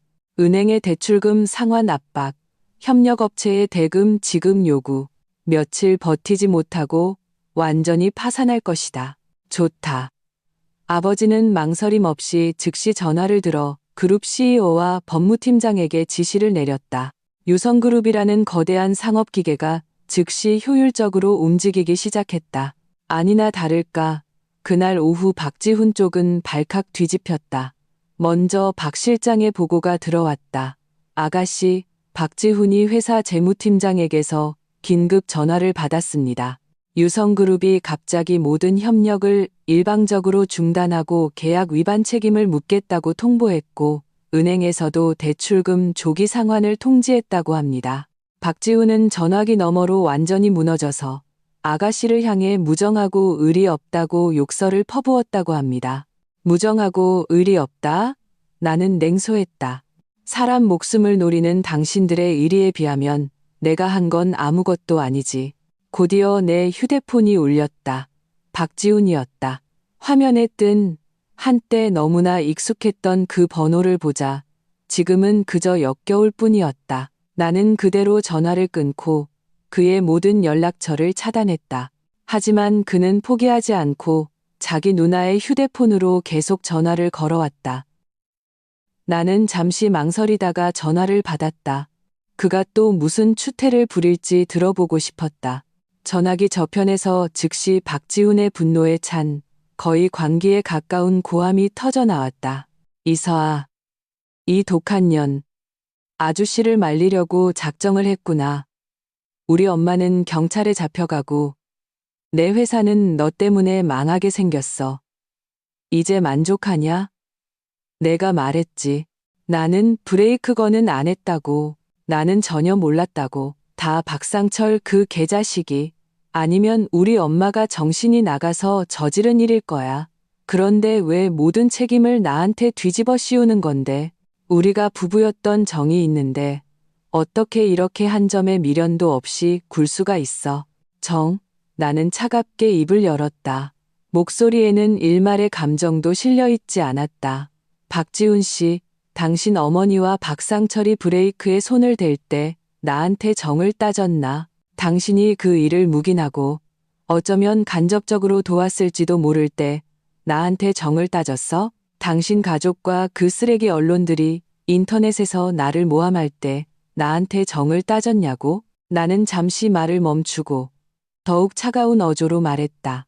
당신 회사는 우리 유성그룹의 자선으로 오늘날까지 살아남은 거야. 이제 나는 그저 우리 유성그룹의 것을 되찾고 겸사겸사 문단속을 하는 것뿐이야. 당신, 어머니와 그 사촌 형은 법이 응당한 처벌을 내릴 거고 그리고 당신, 박지훈, 설령 법이 당장 당신의 죄를 묻지 못하더라도 나에게는 당신도 공범이야. 파산하고 사회적으로 매장될 준비나 해. 그게 바로 당신들 박씨 집안의 탐욕과 잔인함에 대한 대가야. 나는 그의 고함이 다시 터져 나오기 전에 그대로 전화를 끊고 그 번호마저 차단해버렸다. 나는 전화기 저편에서 박지훈이 어떤 절망과 분노로 일그러진 얼굴을 하고 있을지 상상할 수 있었다. 회사는 파산 직전이고 어머니는 감옥에 갇혔으며 자신은 악명을 떨치고 있다. 모두가 부러워하던 재벌가 사위에서 하루아침에 길거리에 쥐새끼 신세가 되었다. 구름 위에서 진흙탕으로 곤두박질 치는 이 거대한 낙차는 그를 직접 죽이는 것보다 더 고통스러울 것이다. 그리고 그것이 바로 내가 원했던 효과였다. 육체적인 고통은 그들에게 너무 가벼운 처벌이다. 나는 그들이 모든 것을 잃는 것이 어떤 기분인지, 배신당하는 것이 어떤 기분인지, 영원히 재기할 수 없는 것이 어떤 기분인지 맛보게 하고 싶었다. 해질 무렵 유성그룹 홍보팀의 반격이 시작되었다. 몇몇 권위 있는 언론사들이 잇따라 비교적 객관적인 보도를 내보내며 사건의 심각성 살인 미수과 경찰의 수사 진행 상황 용의자 구속을 강조했다. 동시에 박지훈이 처가의 빌부터 살며 재산을 노렸다는 내부자 제보가 재계와 소셜미디어를 통해 퍼져나가기 시작했다. 이는 내가 처음에 보여준 피해자 이미지와 선명한 대비를 이루며 여론은 반전되기 시작했다. 나를 동정하고 지지하는 목소리가 점차 우세해졌다. 그와 동시에 재무팀장에게서는 선샤인테크의 주가가 이미 폭락하기 시작했고 협력업체들이 회사로 몰려와 빚 독촉을 하고 있으며 은행의 대출금 상환 독촉장이 발송되었다는 보고가 들어왔다. 파산 절차는 시간 문제였다. 경찰 쪽에서도 소식이 들려왔다. 강력한 심리적 압박과 일부 증거 앞에서 시어머니의 진술에 더 많은 허점이 드러나기 시작했다. 아직 자신과 아들의 직접적인 책임을 회피하려 애쓰고는 있지만 박상철에게 집안의 경제적 어려움과 우리 집안에 대한 불만을 토로했다는 사실은 인정했다. 이는 경찰이 박상철을 추적하고 사건의 세부 사항을 밝히는데 결정적인 단서가 될 것이다. 단 하루 만에 나는 효율적이고 냉혹한 반격을 지휘했다. 여론, 사업, 법률. 세 가지 전선에서 동시에 한치의 물러섬 없이 압박해 들어갔다. 시어머니의 구속 소식과 연이은 여론의 폭풍은 박씨 집안이 역전을 꿈꿀 일말의 희망마저 얼려버리는 혹한과 같았다. 박지훈이 간신히 유지하던 선샤인테크는 유성그룹의 무자비한 손절과 은행의 빚 독촉이라는 이중고에 하룻밤 사이에 마비 상태에 빠졌다. 협력업체들은 문 앞에 진을 쳤고 직원들은 밀린 월급을 요구했다. 어제까지는 나름 번듯했던 중소기업 사장은 이제 하루하루를 불안에 떠는 상갓집 개신세가 되었다. 내가 그의 모든 연락처를 차단했지만 박 실장이 보내오는 박씨 집안 동향 보고서는 마치 전황 보고서처럼 정확하게 도착했다. 아가씨 박지훈이 예전 사업 파트너들을 찾아다니며 도움을 청했지만 거의 모두 거절당했습니다. 만나주지 않거나 아예 어렵다고 발을 빼는 식입니다. 그의 누나와 매형은 아이들을 데리고 이미 친정, 즉 그의 부모님이 살던 낡고 작은 아파트로 이사했습니다. 지금 일가 친척 7, 8명이 그 좁은 곳에 모여 살면서 매일같이 시끄럽게 싸운다고 합니다. 박 실장의 목소리에는 희미한 통쾌함이 섞여 있었다. 시아버지는요? 나는 물었다. 평소에는 위험 있는 척했지만 결정적인 순간에는 무능하고 나약했던 그 시아버지는 지금 어떤 모습일까? 박지훈의 아버지는 예전 인맥 몇 군데를 찾아가 구치소에 있는 아내의 소식을 알아보거나 어떻게 손을 써볼 수 있을지 부탁하려 했지만 저희 유성그룹에서 미리 손을 쓴 뒤라 아무도 이 뜨거운 감자를 잡으려 하지 않았습니다. 요즘 며칠 사이에 부쩍 늙어서 자주 혼자 아파트 단지 벤치에 멍하니 앉아 있다고 합니다.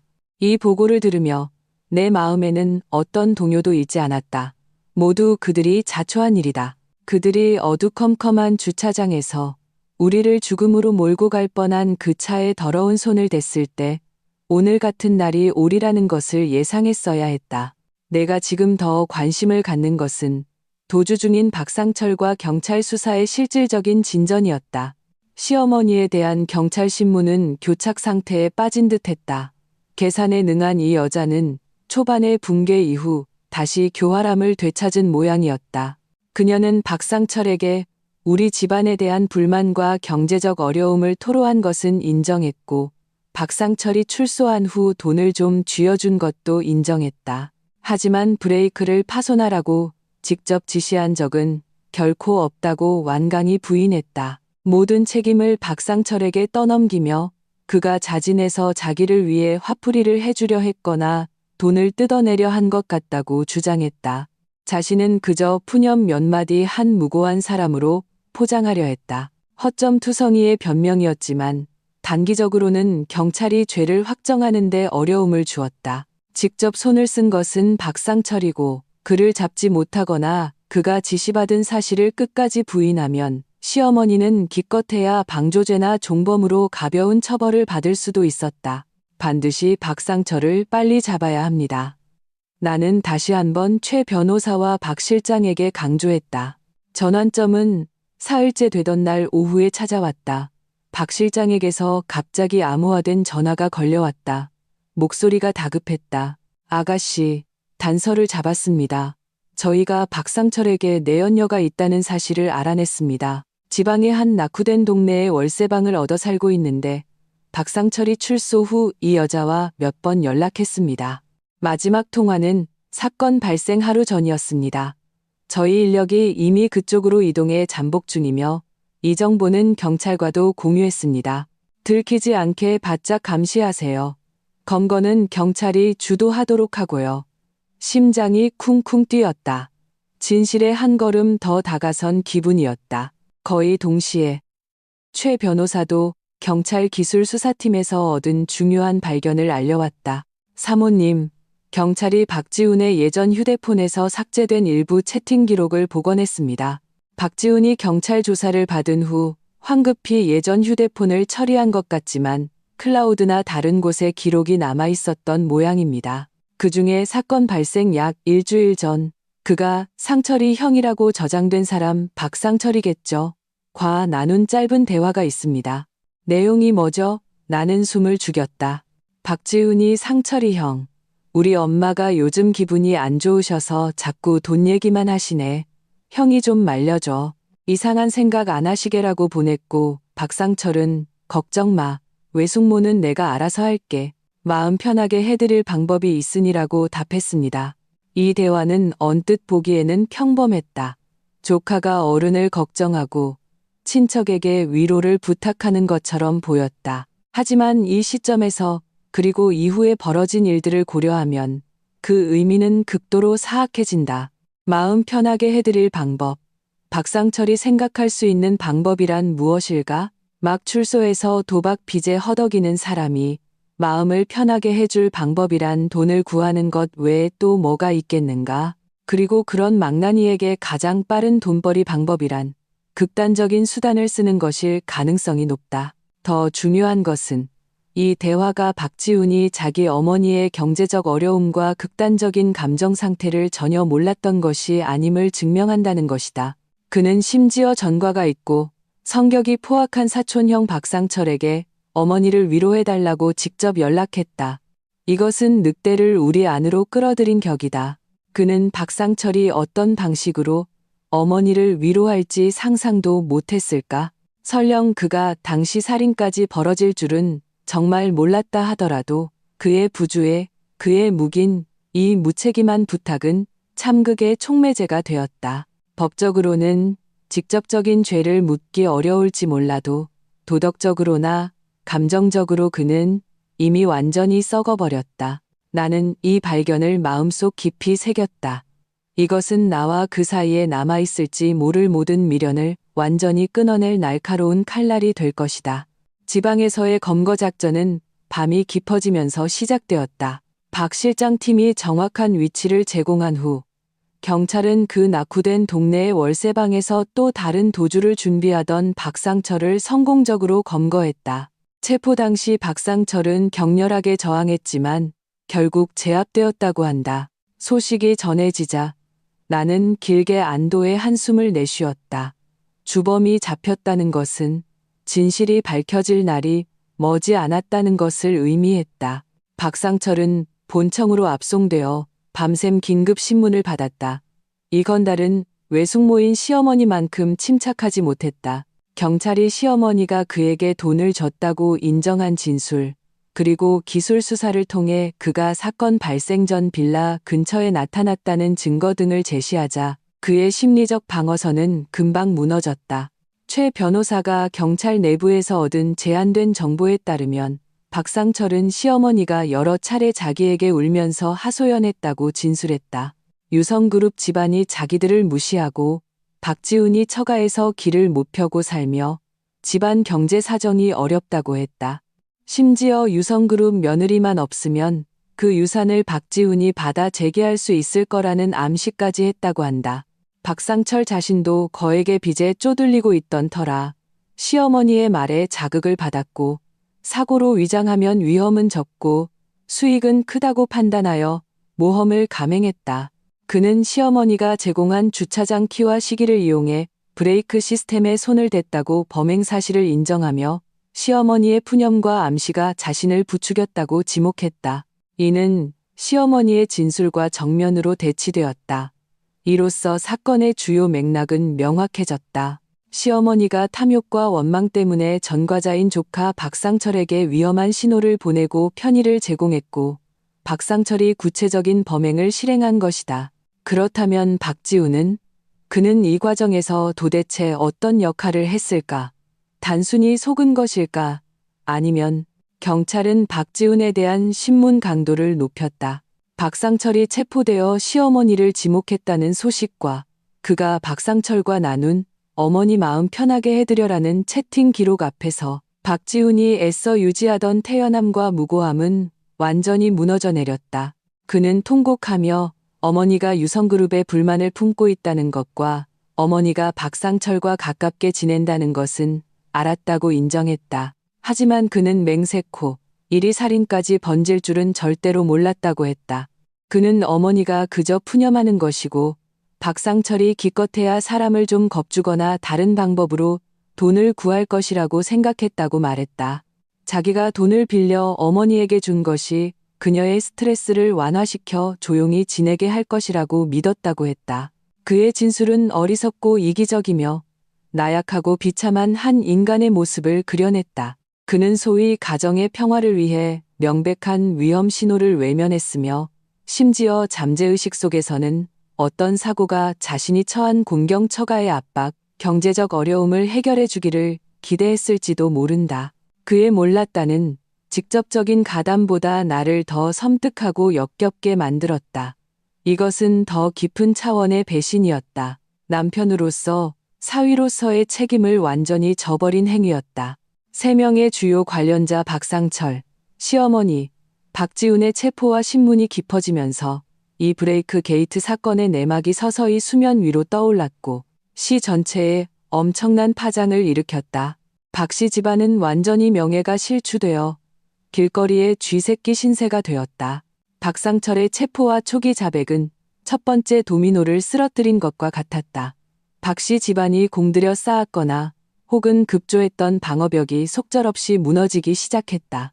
시어머니는 조카가 자신을 팔아넘겼다는 사실을 알고는 정신적으로 완전히 붕괴되어 더 이상 그저 푸념했을 뿐이라는 변명을 유지할 수 없었다.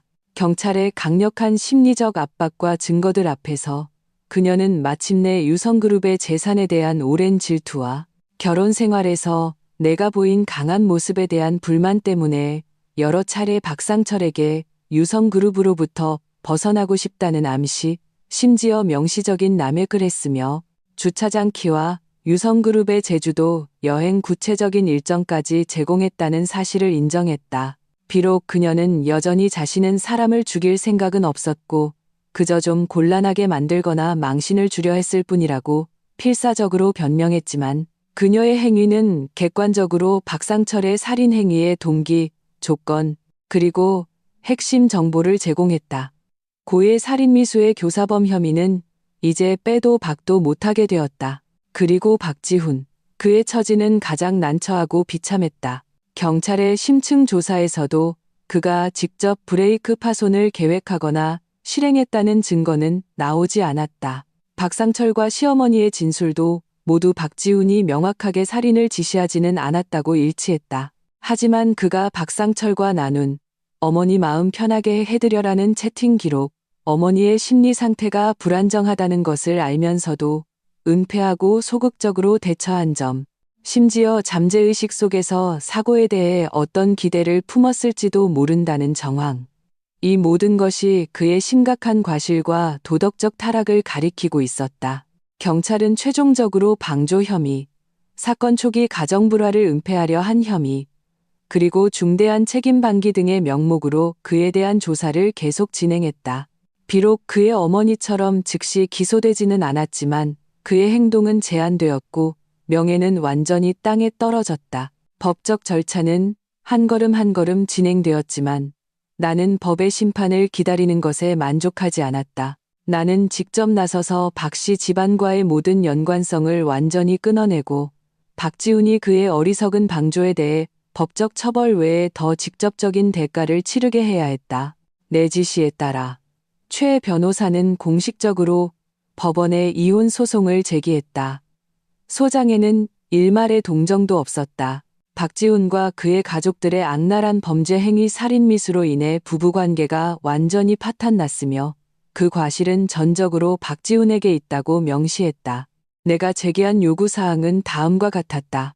이혼 판결, 박지훈의 재산 분할 청구권 포기 빈손으로 나갈 것, 혼전 계약서와 재산 독립 원칙에 따라 이는 당연한 사실이었지만 법적으로 다시 한번 명확히 할 필요가 있었다. 박지훈이 그의 중대한 과실 가족의 살인 행위를 알고도 신고하지 않거나 방치하여 혼인 관계의 기초를 완전히 파괴한 것에 대해 나에게 정신적 손해배상금으로 100억 원을 지급할 것. 소장이 제출되자마자 이 소식은 다시 언론의 초점이 되었다. 천문학적 위자료, 재벌가 이혼, 또 다른 파장 등의 제목이 다시 박지훈을 여론의 도마 위에 올려놓았다. 이미 휘청거리던 그의 회사는 이 추문과 이혼 소송으로 인해 마지막 회생 가능성마저 완전히 사라지고 공식적으로 파산 청산 절차에 들어갔다. 재판 당일 나는 간결하고 세련된 검은색 정장을 입고 최 변호사와 경호원들의 호위 아래 무표정하게 법정으로 들어섰다. 방청석은 기자들과 구경꾼들로 가득했다. 반대편 피고석에는 박지훈이 홀로 앉아 있었다. 덥수룩한 수염, 우판 눈, 예전에 애써 유지하던 엘리트 이미지는 온데간데 없고 늙고 초췌한 중년 실업자 같았다. 그의 가족은 아무도 나타나지 않았다. 재판이 시작되고 판사가 신원을 확인하고 소장을 낭독했다. 살인미수, 정신적 손해배상금 100억 원이라는 단어가 들리자 방청석에서 억눌린 탄성이 터져나왔다. 박지훈은 고개를 번쩍 들어 나를 보았다. 그의 눈에는 원망, 애원, 그리고 완전한 절망이 뒤섞인 복잡한 감정이 담겨 있었다. 증거신문 단계에서 최 변호사는 논리정연하고 날카로운 언변으로 일련의 증거들을 제시했다. 경찰 신고 기록, 경찰의 사건 접수 통지서, 언론 보도, 그리고 결정적인 채팅 기록, 캡처. 그는 박지훈이 남편이자 사위로서 자기 어머니의 심리가 극단적이고 사촌형이 전과자라는 사실을 알면서도 방지하거나 제지하기는커녕 오히려 묵인하거나 간접적으로 부추기는 태도를 보였다고 강조했다. 그의 행위는 부부간의 신뢰와 성실 의무를 심각하게 위반했으며 원고에게 막대한 정신적 충격을 주어 혼인관계가 더 이상 지속될 수 없다고 주장했다. 박지훈이 답변할 차례가 되자 그는 목이 쉰 목소리로 횡설수설했다. 그는 혼인 파탄은 인정하고 이혼에는 동의하며 자신에게도 어느 정도 책임이 있다는 것은 인정했다. 하지만 그들이 살인을 저지를 줄은 정말 몰랐다고 반복해서 강조했다.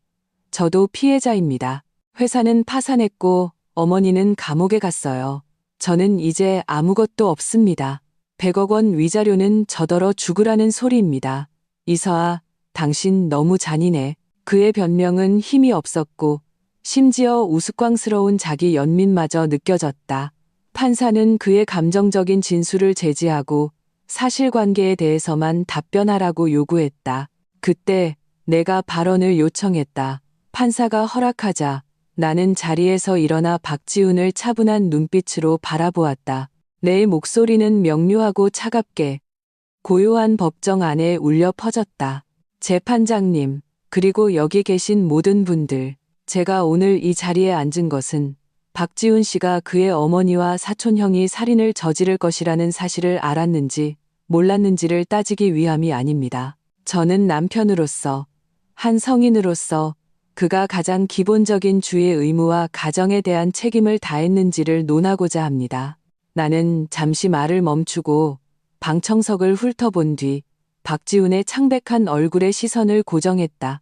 당신의 어머니가 여러 차례 당신 앞에서 처가에 대한 원망과 탐욕을 드러냈을 때 당신은 침묵과 외면을 선택했습니다. 당신의 사촌형 박상철이 막 출소해서 거액의 빚을 지고 극단적인 행동을 일삼는다는 것을 알면서도 당신은 당신 어머니가 그와 어울리는 것을 막기는커녕 오히려 그에게 연락해서 당신 어머니를 위로해달라고 부탁했습니다. 당신은 망나니가 어떤 방식으로 어머니를 위로할지 상상도 못했습니까?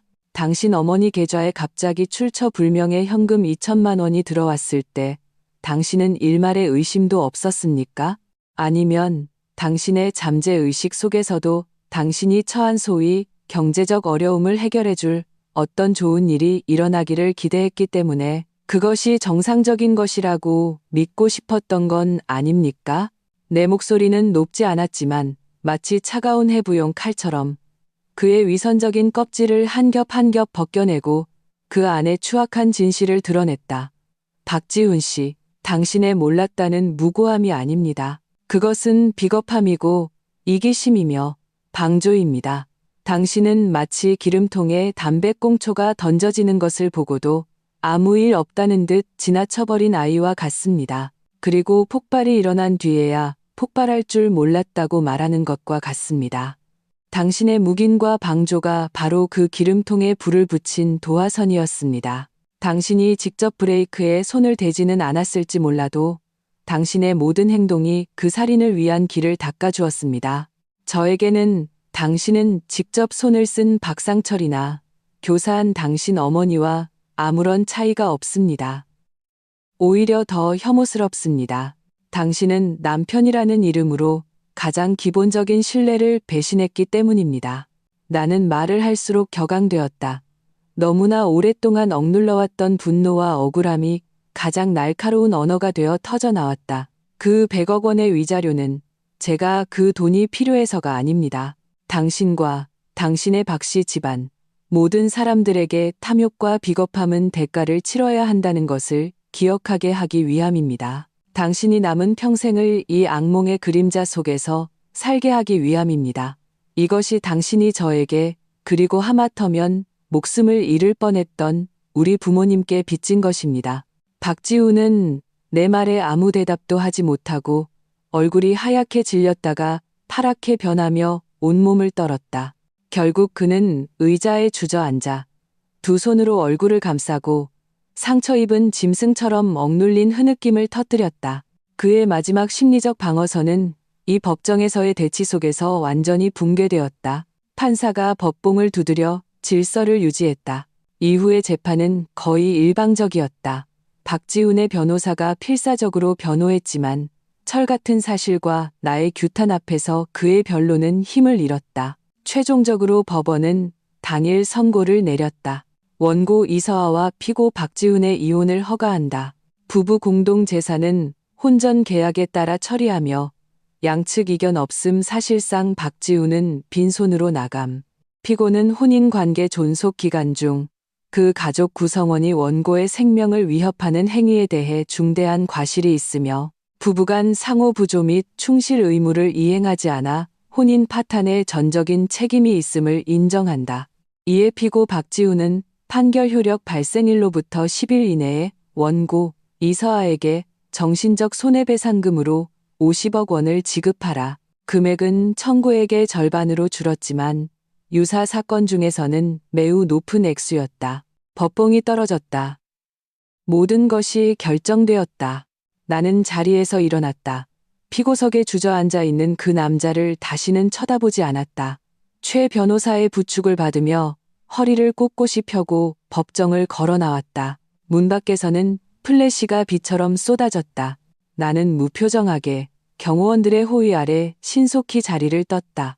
이 이혼 소송에서 나는 이겼다. 깨끗하고 완벽하게. 여론도 실질적인 배상도 모두 얻어냈다.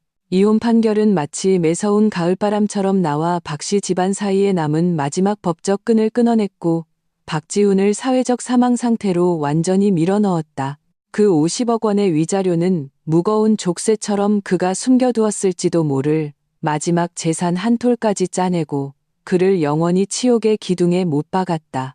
그는 결혼을 잃었고 가정을 잃었고 사업을 잃었고 명예를 잃었다. 거액의 빚을 짊어지고 모두가 기피하는 외톨이가 되었다. 그러나 이것은 개인적인 원한의 끝일 뿐이었다. 법의 정의와 생명의 존엄에 관한 진짜 싸움은 이제 막 시작되려 하고 있었다. 박상철과 시어머니에 대한 형사 재판이 곧 열릴 예정이었다. 개정 전날 나는 이 사건을 담당한 검사를 만났다. 그는 내게 사건의 정황과 증거들을 상세히 설명하며 두 피고인이 응당한 처벌을 받게 할 자신이 있다고 말했다. 나는 피해자 및 그 가족으로서의 강력한 요구를 전달했다. 흉악범을 엄벌하여 미수에 그친 희생자에게 정의를 돌려주십시오. 재판 당일 나는 피해자석에 앉았다. 나와 내 부모님의 목숨을 앗아가려 했던 이 두 악마가 법의 심판을 받는 것을 내 눈으로 직접 보고 싶었다. 부모님은 오시지 않았다. 두 분이 다시 한번 그런 충격을 겪으시게 하고 싶지 않았다. 법정은 장엄하고 엄숙했다. 박상철과 시어머니가 각각 법무관들에게 이끌려 피고석에 섰다. 몇 달 만에 본 박상철은 좀 야위었지만 눈빛은 여전히 흉흉하고 포악했으며 자포자기한 듯한 기운이 감돌았다. 반면 시어머니는 순식간에 20년은 늙어버린 듯했다. 머리는 희끗희끗했고 눈빛은 불안하게 흔들렸으며 몸은 약간 구부정했다. 예전에 빌라에서 땅을 치고 통곡하며 억울함을 연기하던 기세는 온데간데 없었다. 검사가 공소장을 낭독했다. 박상철에게는 고의살인미수죄, 수단이 악랄하고 사회적 해악이 크다고 기소했다.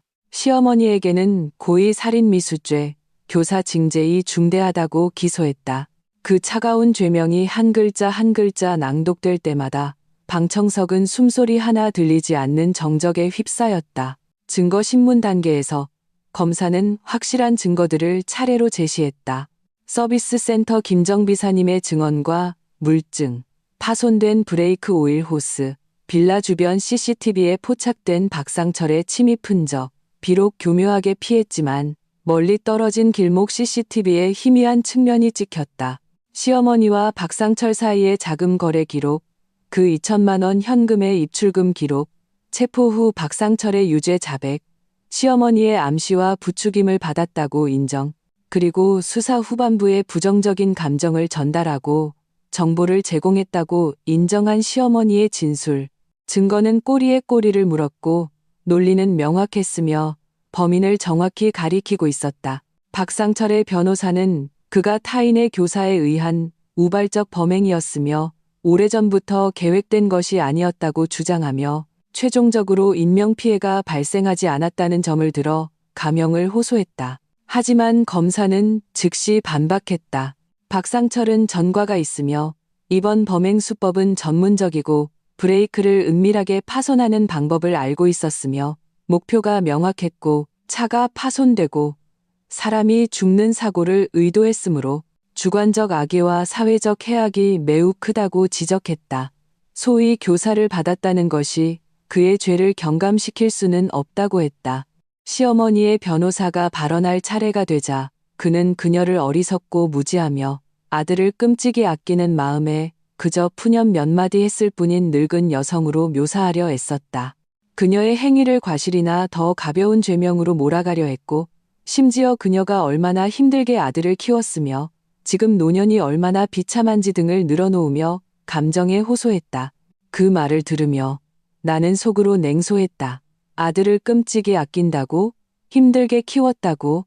이것이 그녀가 아들을 사랑하는 방식인가? 아들의 소위 편안함을 위해 세 사람의 목숨을 바치려 했다니. 이 얼마나 뒤틀리고 악독한가.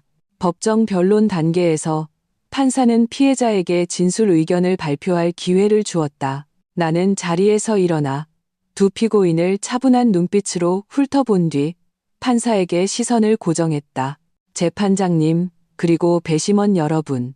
내 목소리는 명료하고 안정적이었으며 죽음의 문턱에서 살아 돌아온 자의 묵직함이 담겨 있었다. 오늘 이 자리에 앉은 저는 저 자신뿐만 아니라 제 연로하신 부모님을 대표합니다. 우리 세 식구는 바로 눈앞에 있는 이 두 사람의 탐욕과 악애 때문에 하마터면 저 멀고 험한 제주도 길 위에서 목숨을 잃을 뻔했습니다. 피고인 박상철, 당신은 당신의 사리사욕을 위해 타인의 목숨을 하찮게 여기고 잔인한 수단을 썼으며 인간성을 완전히 상실했습니다. 당신의 행위는 직접적인 살인과 다를 바 없습니다.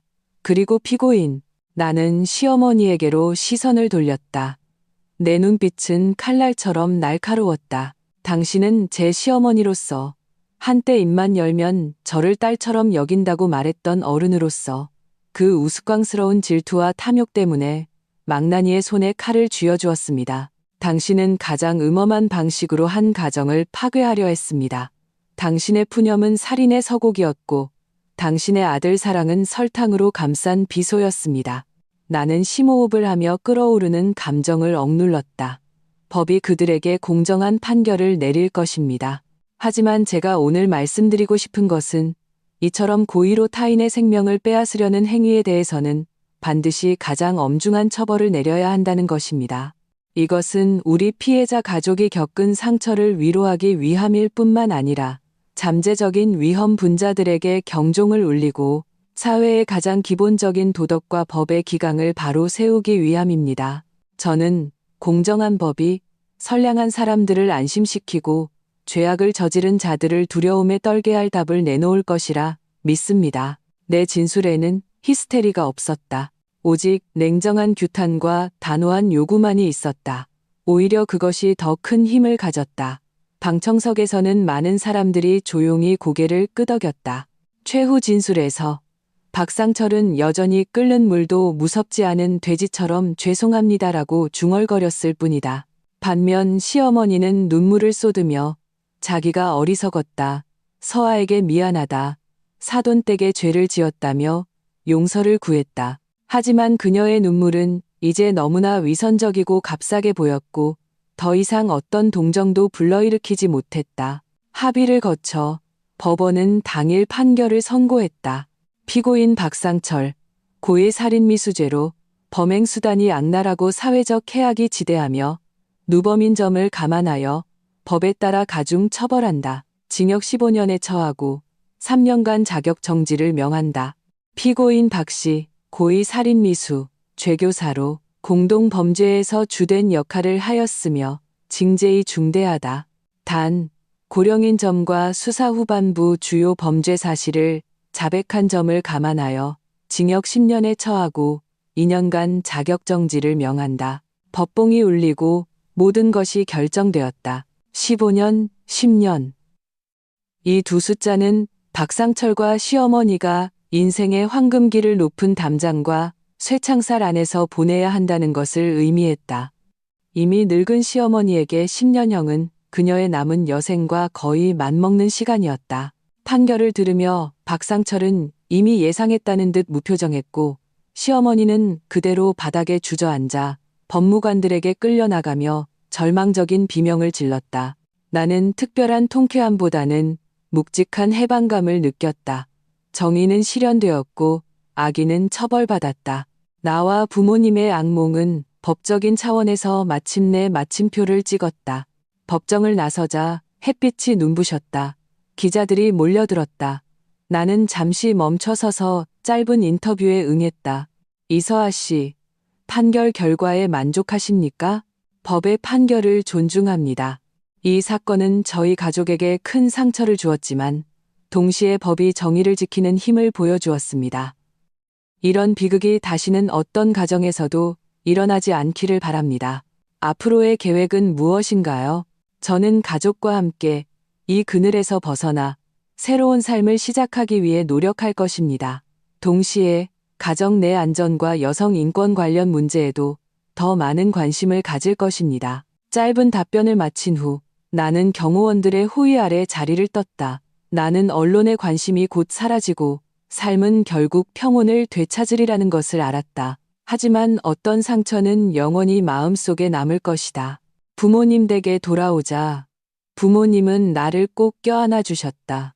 우리는 아무 말도 하지 않았지만 서로가 죽음의 문턱에서 살아 돌아와 큰 원수를 갚은 복잡한 감정을 느낄 수 있었다. 형사 재판은 끝났고 박지훈도 응당한 처벌을 받았다. 하지만 나와 박씨 집안의 악연은 아직 마지막으로 정리해야 할 작은 꼬리가 남아있는 듯했다. 형사 재판에 막이 내린 것은 그 끔찍했던 생사의 위기에 법적인 마침표를 찍은 것과 같았다. 박상철과 시어머니는 감옥에 수감되어 철창 안에서 기나긴 세월을 보내게 될 것이다. 박지훈은 사회적으로 사망 선고를 받고 거액의 빚을 짊어진 채 사람들의 시야에서 사라졌다. 듣자 하니 아주 외진 소도시로 가서 자비를 하며 겨우 생계를 유지하고 있다고 했다. 언론의 열기는 서서히 식었고 대중의 시선은 새로운 가십으로 옮겨갔다. 삶은 겉보기에는 평온을 되찾은 듯했다. 하지만 나는 알고 있었다. 박씨 집안처럼 뼛속까지 썩어버린 가정에게 일시적인 침묵이 영원한 안식을 의미하지는 않는다는 것을. 증오의 씨앗은 한번 심어지면 특히 그들의 극단적으로 이기적이고 뒤틀린 가치관 속에서 자라난다면 어느 어두운 구석에서 다시 싹트지 않으리라는 보장이 없었다. 풀을 베려면 뿌리까지 뽑아야 한다. 나는 내 가족에게 단 1%의 잠재적인 위험도 남겨두고 싶지 않았다. 이 뿌리는 박지훈 개인뿐만 아니라 박씨 집안에 남아있을지 모를 사회적 관계와 자원, 심지어 내가 잘 안 되면 너도 잘 될 생각 말하는 식의 복수심까지 포함했다. 내가 해야 할 일은 그들의 모든 것을 완전히 와해시켜 영원히 재기할 수 없게 만드는 것이었다. 첫째, 경제적인 완전 봉쇄. 나는 그룹 재무팀과 법무팀에 박지훈 및 그의 누나, 매형 명의의 모든 자산 변동과 계좌 활동을 지속적으로 감시하도록 했다. 그 50억 원의 배상금은 전문 추심기관에 위임하여 법에 따라 지속적으로 추적했다. 박지훈의 남은 인생 대부분의 수입이 이 빚을 갚는 데 쓰이도록 하여 그가 영원히 경제적 궁핍과 압박 속에서 살게 했다. 다른 생각을 할 여력조차 없도록. 동시에 나는 인맥을 동원하여 박지훈이 일자리를 구할 만한 업계에 암암리에 주의를 주었다. 어떤 번듯한 회사도 그를 고용하지 않도록 하여 그의 모든 재기 가능성을 차단했다. 둘째, 사회적인 완전 고립. 나는 비공식적인 경로를 통해 원래 박씨 집안과 약간의 교류가 있던 먼 친척이나 옛 지인들에게 명확한 메시지를 전달했다. 박씨 집안과 긴밀한 관계를 유지하거나 실질적인 도움을 주는 개인이나 가정은 유성그룹에 대한 비우호적인 행위로 간주될 것이라고. 거대한 이익 관계 앞에서 그나마 희미하게 남아있던 관계망은 순식간에 얼음처럼 녹아 없어졌다. 박씨 집안은 완전히 잊히고 버림받은 외딴 섬이 되었다. 마지막으로 그리고 가장 중요한 것, 심리적인 완전 파괴. 나는 박지훈에게 직접 접촉하지는 않았다. 내 눈을 더럽힐 뿐이다. 하지만 박 실장을 시켜 때때로 마치 우연인 것처럼 박지훈에게 몇 가지 소식이 흘러 들어가게 했다.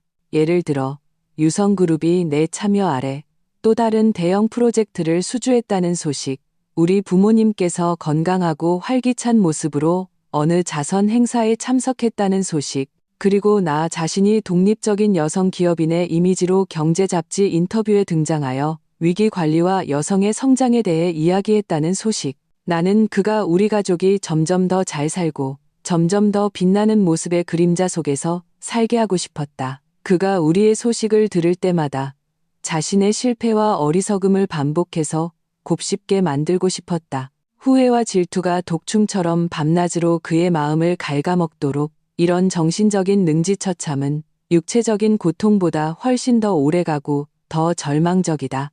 이 모든 것을 마치고 나자 나는 차가운 평온을 느꼈다. 나는 가학적인 사람이 아니다. 하지만 이것은 생존의 문제였고 내 가장 소중한 사람들을 지키는 문제였다. 적에게 자비로운 것은 자신에게 잔인한 것이다. 이것은 내가 피로써 얻은 교훈이었다. 박씨 집안의 뒷정리를 마친 후 나는 더 많은 에너지를 나 자신과 가족의 미래에 쏟아부었다. 그 생사의 위기는 마치 시련의 불길처럼 내게서 나약함과 의존심을 태워버리고 더 단단하고 명료한 뼈대를 만들어 주었다. 나는 공식적으로 유성그룹 이사회에 합류했다. 더 이상 이름만 걸어둔 주주 딸이 아니었다. 나는 내 경험과 시각을 활용하여 회사의 전략적 의사결정에 참여하기 시작했다. 특히 리스크 관리, 준법 경영, 그리고 기업의 사회적 책임 분야에서 많은 건설적인 의견을 제시했다. 아버지는 나의 성장을 보시고 흐뭇해하시면서도 점차 더 많은 책임을 내 어깨에 지워주셨다.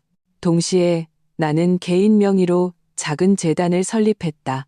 여성 안전 교육, 가정 폭력 피해자 지원, 그리고 자동차 여행 안전 분야의 공익 활동을 지원하는 데 집중했다.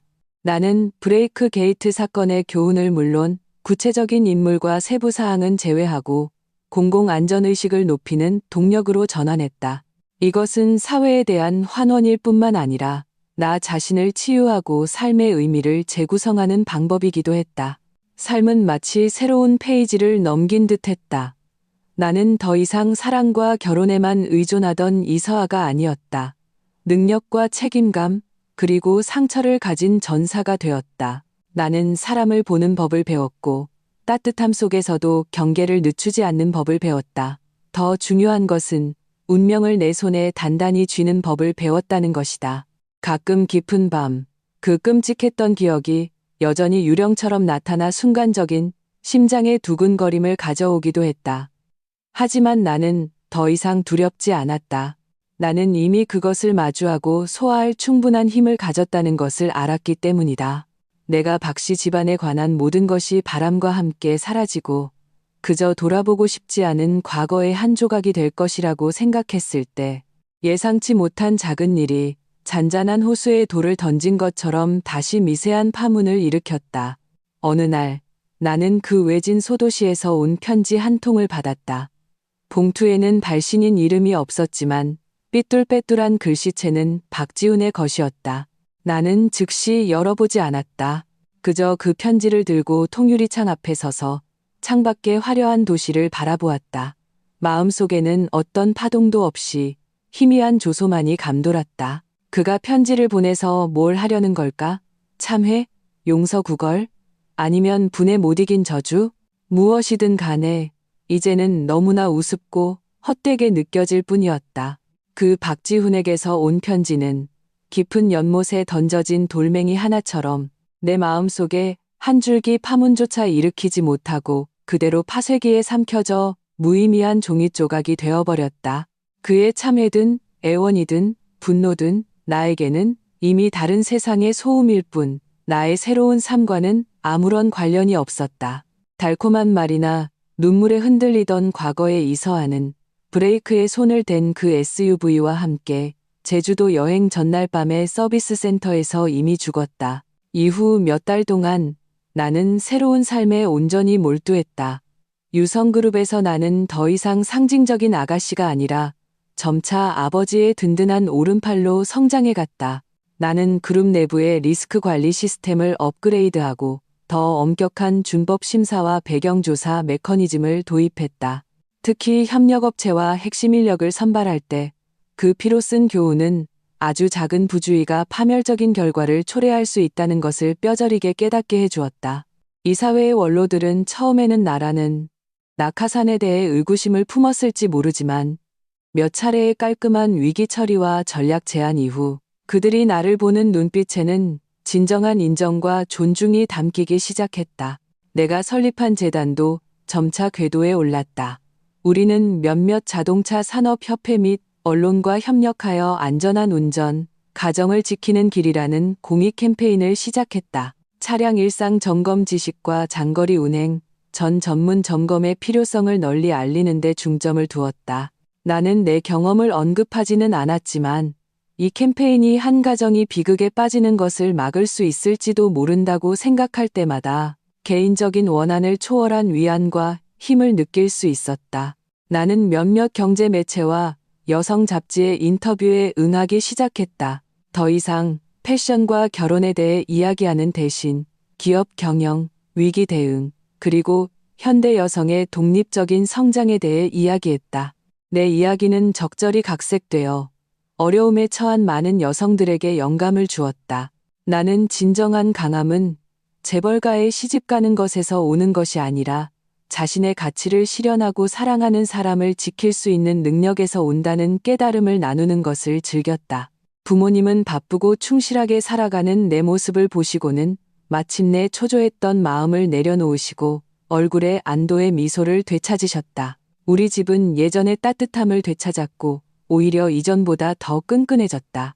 우리는 여전히 여행을 계획했지만 훨씬 더 신중해졌고 목적지도 더 편안한 곳으로 바뀌었다. 어느 저녁 식사 자리에서 아버지는 심지어 농담 반 진담 반으로 말씀하셨다. 이제 서아가 나보다 더 회장님 같구나. 나는 이제 조기 은퇴하고 내 엄마랑 세계 일주나 다녀와야겠다. 나는 아버지가 정말로 마음을 놓으셨다는 것을 알았다. 내가 삶이 완전히 새로운 궤도에 올랐다고 생각했을 때 박 실장 쪽에서 박씨 집안에 대한 마지막 소식이 전해졌다. 박지훈은 그 외진 소도시에서 비참하게 살다가 몸도 망가졌다고 한다.